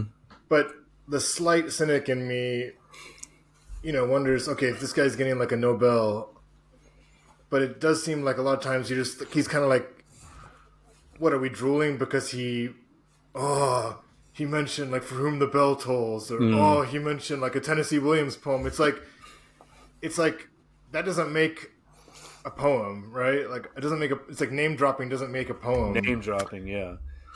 I mean, well, so but you could say allusion does, allusion is... Yeah, and again, we just came off the T.S. Eliot episode, exactly. so like I see how I know like allusions can be cool if they're very purposeful, but if it's just to be like, hey, I've read this and here's like a cute reference to, we're going to get the Othello reference later on, right? The Desdemona Othello. That's on this album, isn't it? Well, you'll have to I don't know. But anyway, bring our or attention even the Romeo to that and Juliet stuff. when I'm the just time is saying, right. like, that doesn't earn you like a great poem. That's my point. But you don't understand. He's been through all of F. Scott Fitzgerald's books. He's very well read and it's well known. Sure, so. I'm just saying. For me, like a poem to stand by itself, it's not standing by itself because it's like got cool lines. I feel you. Right? It has to have a totality.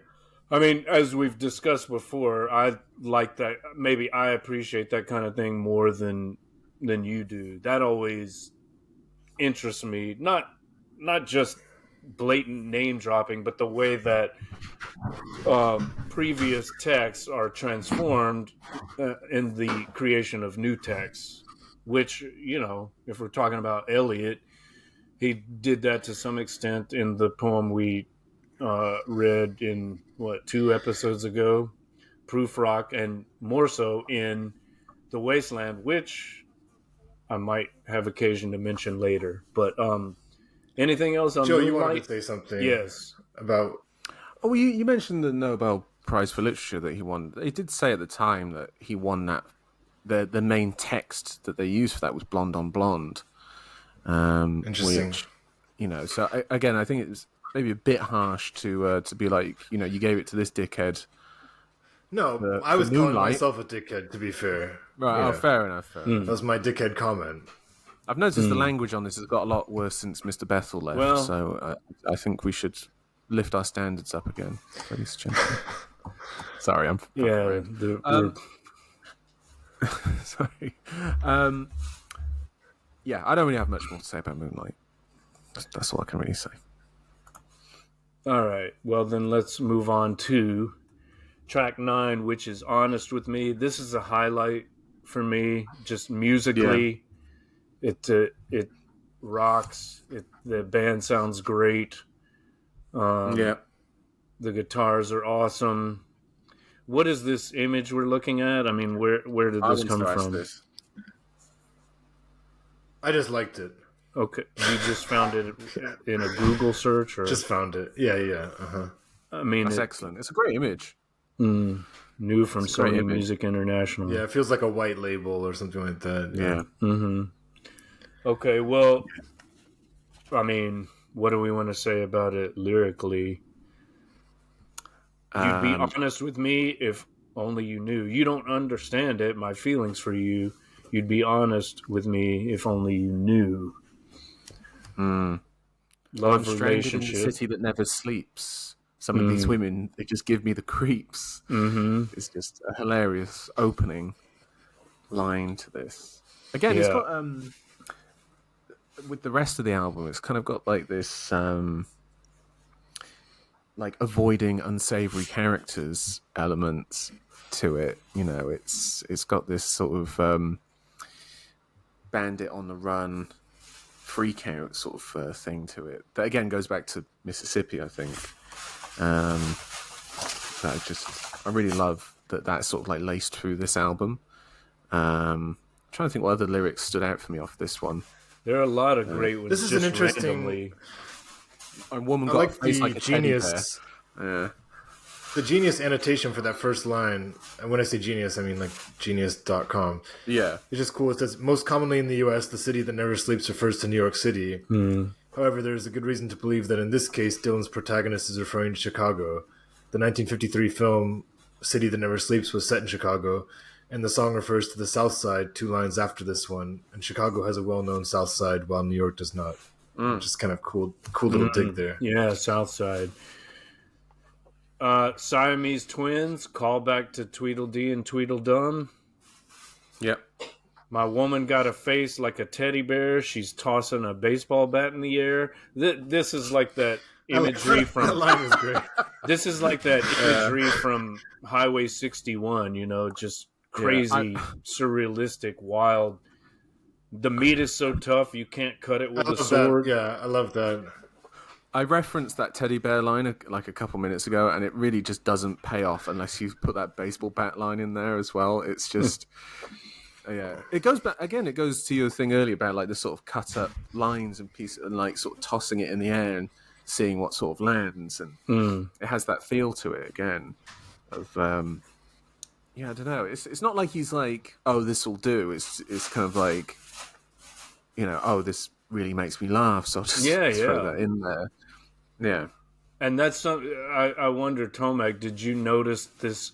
Like, did the lyrics make you laugh? Because the humorous element in his work is something that I've always appreciated, like from the earliest days.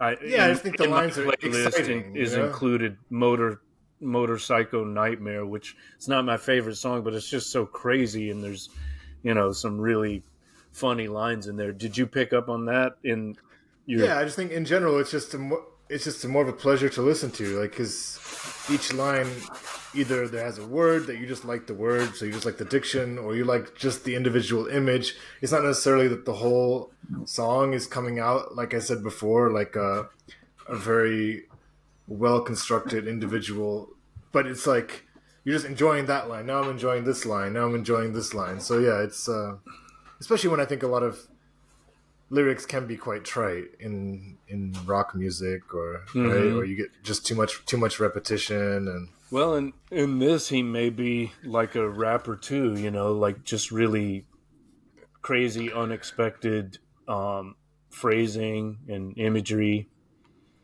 Well, really quickly, I want to say I've joined like the Bob Dylan Reddit for like the last 2 weeks. Oh my! And somebody said, so like, who's the new like Bob Dylan? Ugh. And it was overwhelming. I know, but I mean, it was overwhelmingly backing Kendrick, which I thought was interesting. I don't know. We could, yeah. So you're saying not Billie Eilish, huh? All right. I don't know enough about her to comment. I don't either. That's why I said it. The Southern Pacific is mentioned, so you got that boxcar kind of hobo beatnik element, which is prevalent throughout. I don't really have much to say about that. We're bumping up on 2 hours though, so I don't know what you guys want to. What else you want to say about track 9? The closing, this is all you guys. The closing verse, very light. Well, my parents, they warned me not to waste my years, and I still got their advice oozing out of my ears. Nice. Like, I just love that. This sort of like, even after all this success, is the thing that he sort of thinks about is his parents saying, "Don't do that. That's a terrible idea," and obviously ignoring them. It's interesting that in the last 3 quatrains, like the first 2 lines are interesting, and then the last 2 are just kind of like dissolve into more cliche. Like, I'm stark naked, but I don't care. I'm going off into the woods. I'm hunting bear. That's hilarious. Yeah. And then the next one, I'm here to create the new imperial empire. I'm going to do whatever circumstances require. That's a very much like, poignant. Yeah.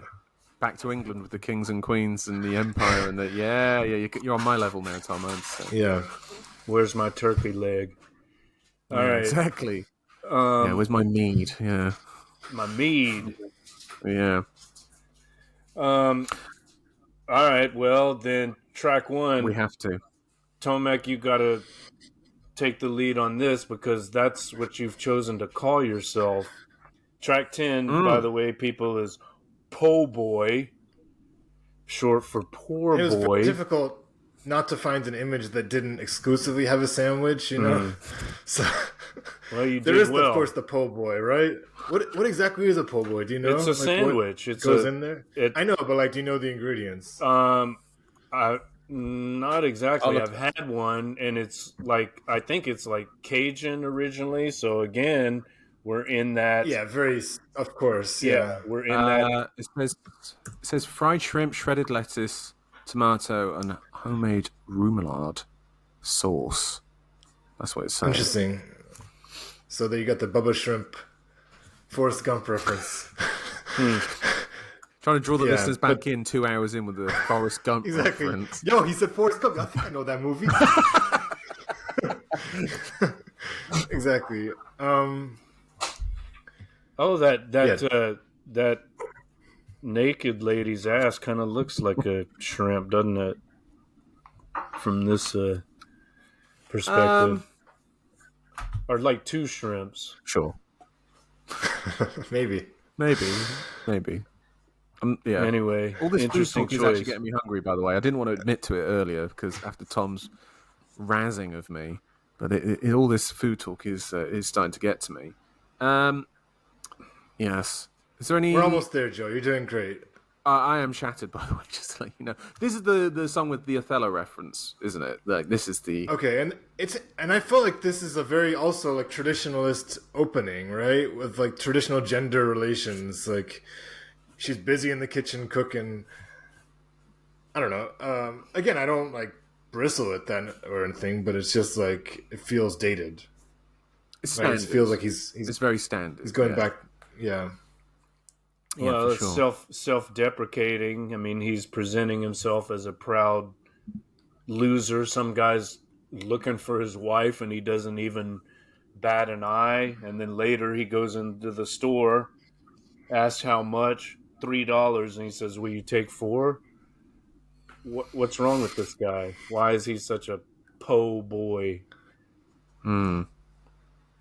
Yeah. Interesting, yeah. Almost like he can't count. And did I just hear people complaining about being tired? It's fucking 2 a.m. here, so you two need to keep that to yourself. I'm right. over here like trying to caffeinate, so I don't doze off. Othello section. Othello told Desdemona, "I'm cold. Cover me with a blanket." I mean, I'm just saying it didn't really seem to follow the actual story. So, right? Because like the poison wine, that's not a reference to anything that happened, right? That's more Romeo and Juliet. Exactly. Yeah.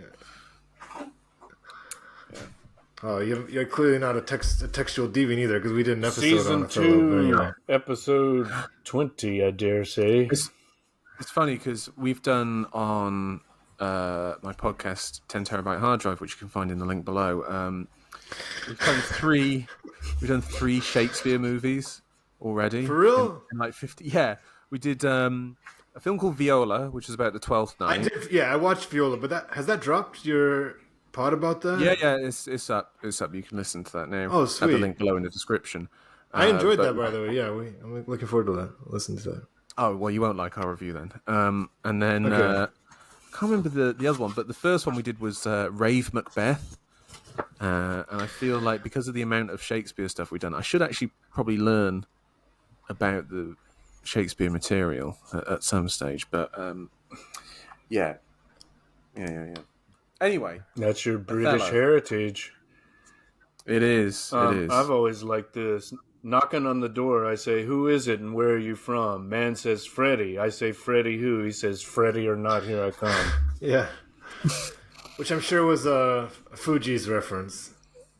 Oh, do you reckon? What? A Fuji's reference, like the "Ready or not, here I come." That's Damn. Anyways. All right, well. And washing the dishes, feeding them swine. That was a great final line. Okay.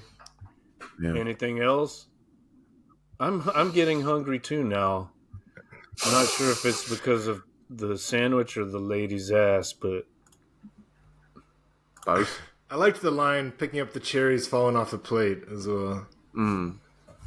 Which they say may be a reference to Cézanne's still life with a plate of cherries. Intertextuality. I'm gonna have to put an image of that. I'm gonna have to put an image of that in the show notes. All right. So track 11. Are we ready? Yes, sir. Cry a While with a great image. I'm glad you chose this. This is a callback to season 1, Yeah, I think so. episode whatever, Picasso's The Crying Woman.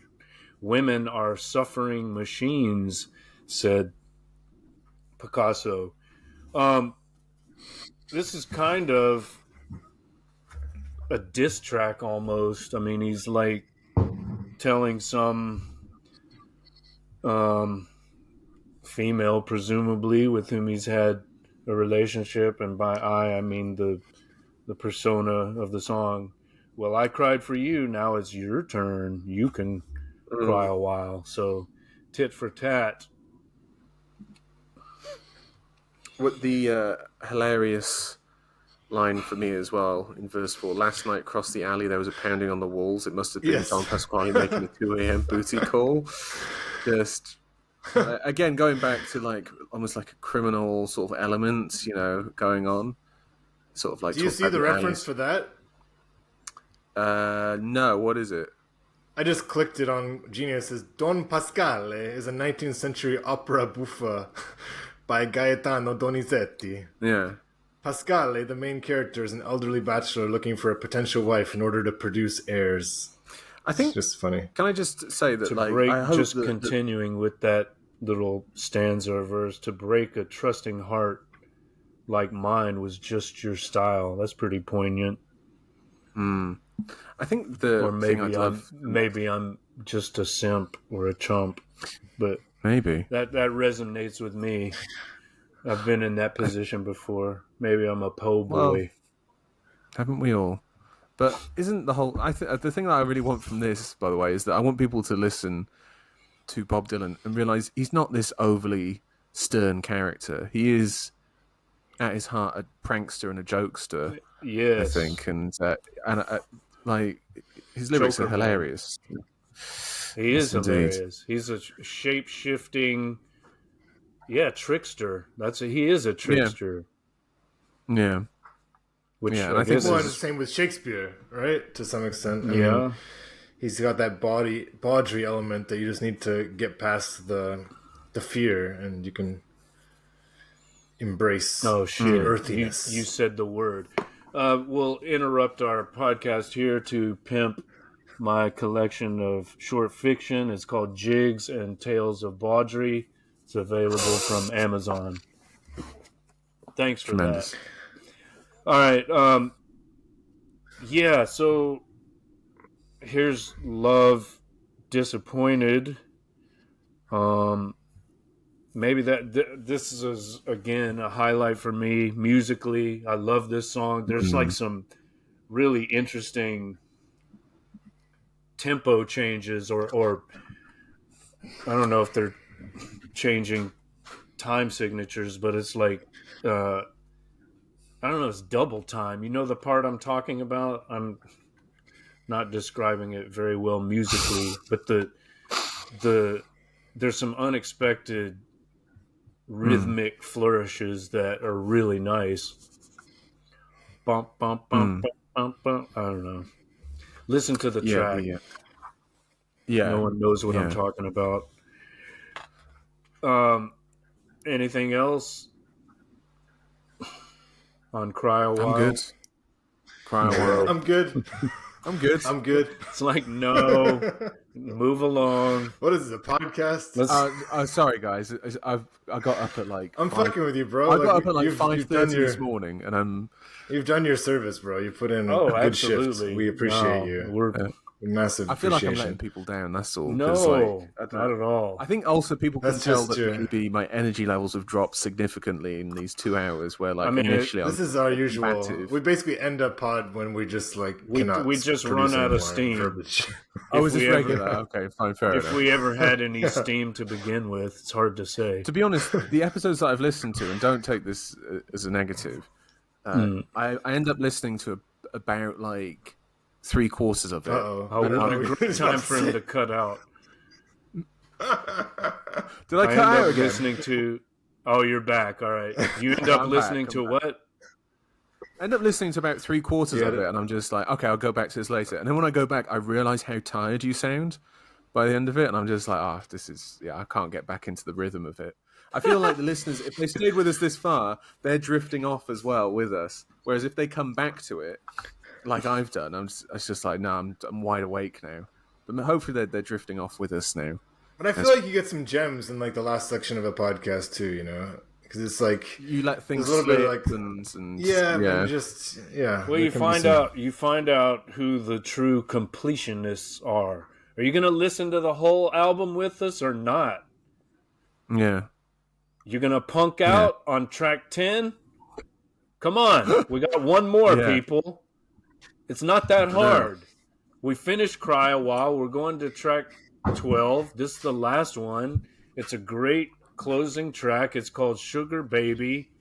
Tomek didn't like the picture that I chose for this, so he's got some totally irrelevant pick that makes no sense to me, but he's going to explain it, and I'm going to include my pick. I like it because it's got like breasts. I do like the breasts.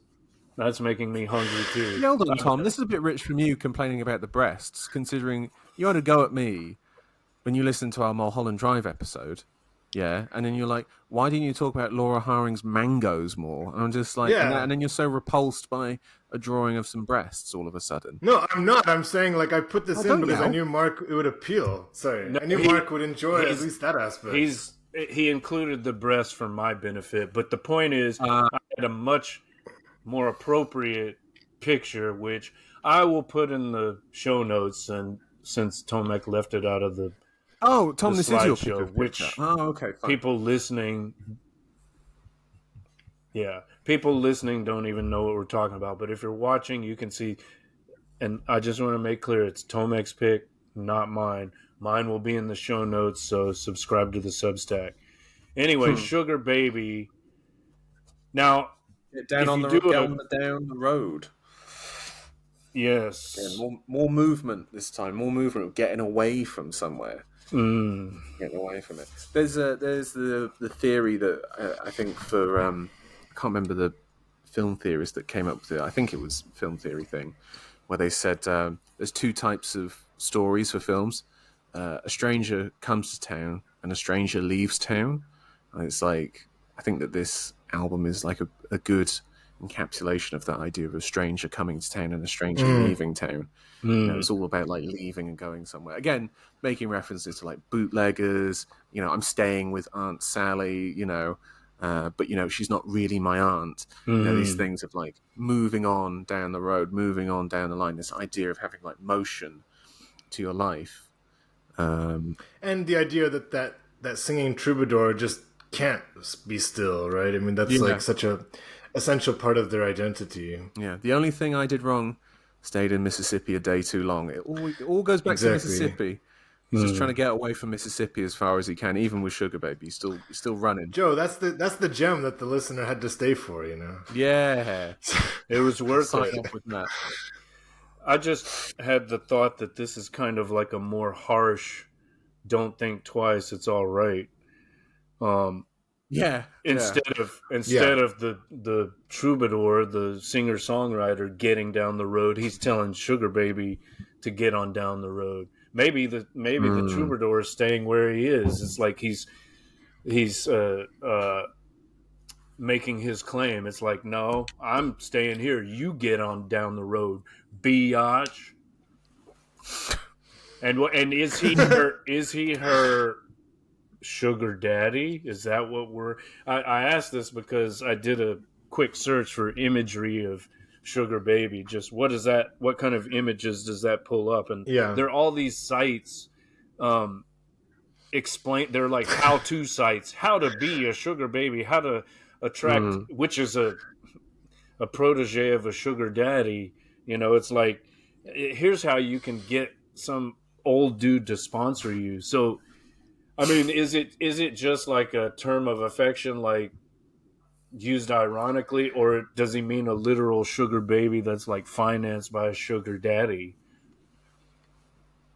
Right. Yeah. I mean, it's not either or. It's both and, as we like to say. But that I think that phrase is significant. Let's put it that way. Sugar baby is Cool, yeah. one who's sponsored by a sugar daddy, and so he's an older guy, and maybe he had some relation with a younger female, and he's had his fill, right? After he's made her cry a while, well, just get on down the road, rather. Yeah, I've had my fill. Footnote, the title, however, is taken from Doc Box's Sugar Baby 1928, which is part of the Anthology of American Folk Music. Oh, interesting. Yes. I'll have to put that in the show notes, too, if there's a YouTube version. Yeah, there is. It's all at the bottom of the Genius site. I love this song. I think it's a great, there's not a better closing song, right? Like, what a great way to end this album. Yeah. Love and Theft. There's there's some kind of disappointed love relationship, and there's kind of a sinister criminal element that might remind us of thieves. And then there's this biblical reference to Gabriel and his horn, so it's like there's another level to it as well. It's almost apocalyptic. The personal becomes the apocalyptic. So I think it's really strong. It's a great song. I love Sugar Baby. And I know many, I won't say many. There are a few people in my past that I can imagine singing this to. So let's just leave it at that. Yeah, it's a coy closer to the pod, I guess.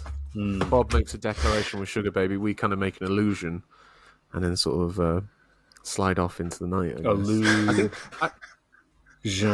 Yeah. Aloof. He's gonna say illusion, but what else could he say? Aloof. He said did I illusion. freeze again? Just briefly, you're back. Oh, for fuck's sake. Jesus Christ. Oh, almighty. I might have said something really profound and you don't know it, so there we go. You said illusion. We got that. Yeah, but I didn't say anything. Yeah. Yeah. Yes, indeed. Yeah. Great closer. Bob is not always the best closer, I feel like, with some of his albums. You can, I don't know. For me, personally. Well, maybe we can take up that question in another episode. I'll leave a tease here. Yeah. For future ones. All right, we did it, people. We went through all tracks. Or do you have anything else, either of you? Okay, I'll quickly ask both of you to That was a rhetorical nominate... question, but okay. Go ahead. I'll quickly ask both of you to nominate one album for me to explore next after this album. And you can only choose one, and a very, very short justification for why you chose that, maybe. Joe, you're first. I know what you're going to say already, but go ahead. He's gone, bro. He's gone. Oh, he's completely disappeared. He logged off? I doubt it. Maybe he was lost. I don't think he would have just bounced. Oh, okay. Well, I know what he's going to say anyway. But in case he comes back, I'll let him respond. For me, have you already listened to Highway 61 Revisited? It's definitely been coming up a lot in my shuffle. So I know that there are some tracks. To me, that's... I don't know. I go back and forth. Okay.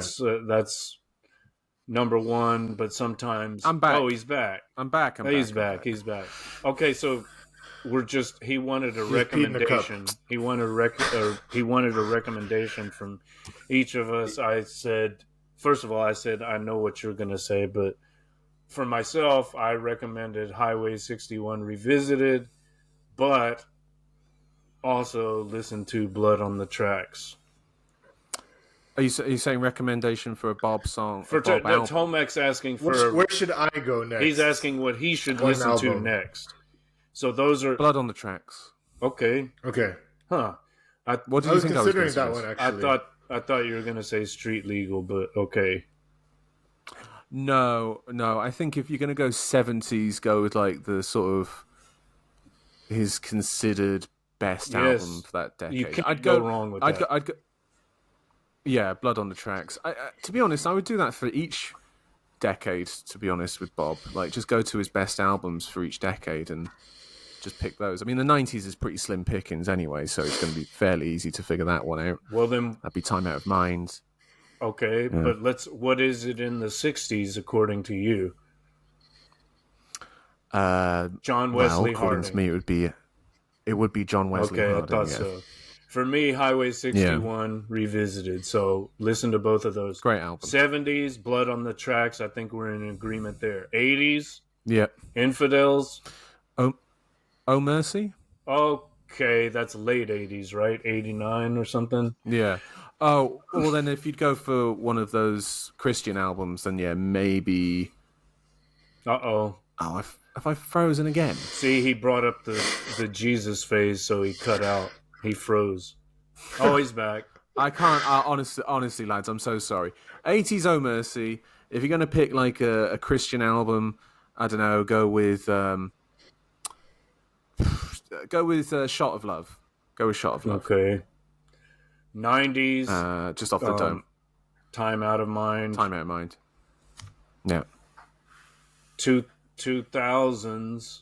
Well, you just heard it. Love and Theft. Yep. You just heard it, yeah. And 2000 teens. Teens.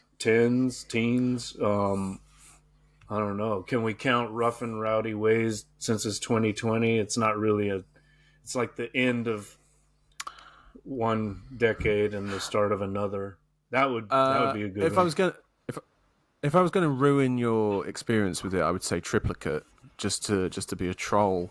But I don't know, maybe Tempest? I don't know. No, go with Rough and Rowdy Ways. Just go with Rough and Rowdy.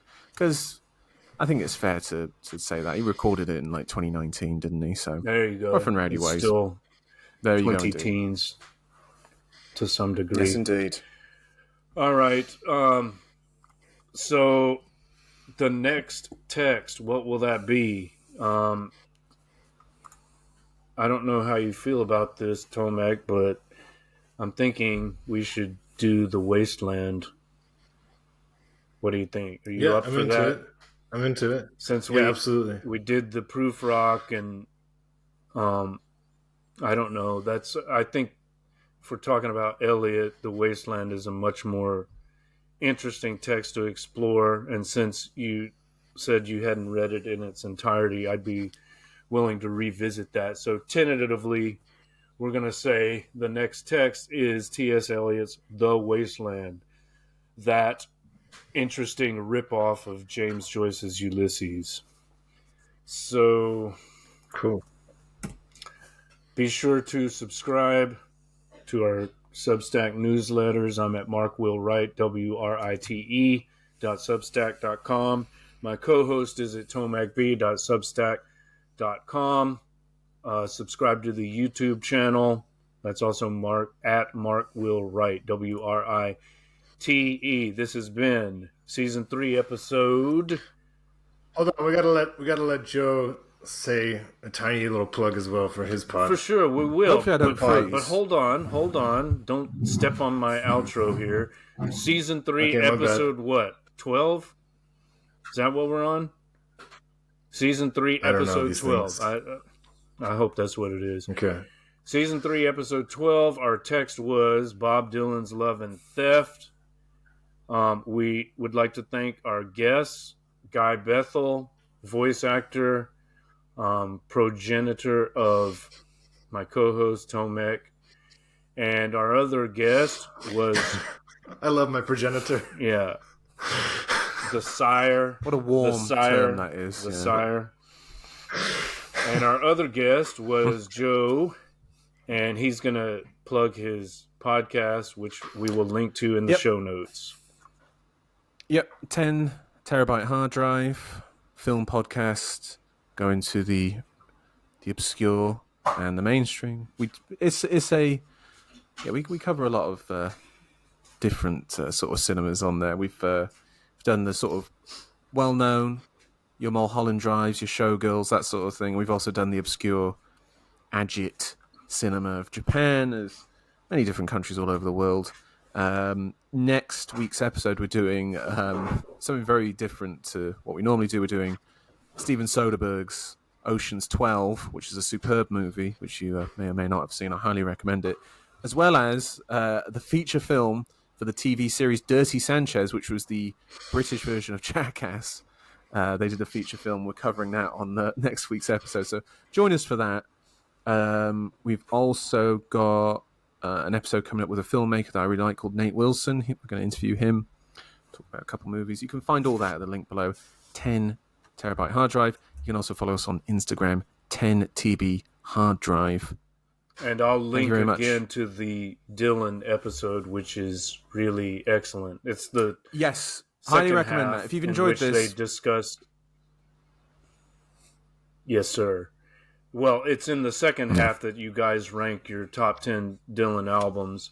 The whole pod is interesting, but the ranking of the Dylan albums was particularly fascinating for me. So that's a great one. We'll link to that. And I just want to ask, have you done any other Lynch films besides Mulholland Drive? No, not yet. We're kind of with the sort of big time filmmakers. We're going to space them out. But I do want to do another Lynch. Mm-hmm. I'm kind of tentatively thinking maybe Inland Empire would be the next one we do. Okay. Although I kind of would like to revisit Blue Velvet, mm-hmm. or maybe do Fire Walk with Me, something like that. So we haven't decided on Lynch yet. Okay. But we will go back to him. He's a favourite of Gareth's, so we'll do that for sure. Sounds good. And yes, and some Kaveh Zahedi for your boy. That is on the list. We'll have that done by July. We've got a tremendous episode lined up for that one. You will absolutely love it. It's got a pretty good double bill that we've got planned for that. So, and I want a Russian film at some point. Have you guys done a Russian film yet? No, I'm not a traitor to the UK, so I'm not going to do it. No, we will do a Russian film at some point in the next year. Yeah, we'll do one eventually. It's a pretty major cinematic country, Russia. Sure. So we'll squeeze one out eventually about some Russian filmmaker. maybe a Tarkovsky. Them Russians wrote some good books too, or so I hear. Frozen again. We'll just let that hang. I froze in the again. air. I'm sorry. I froze again. What happened? Nothing important. Nothing worth repeating. All right. Well, thanks everybody. We hope you enjoyed 2.5 hours of our chat, and tune in next time.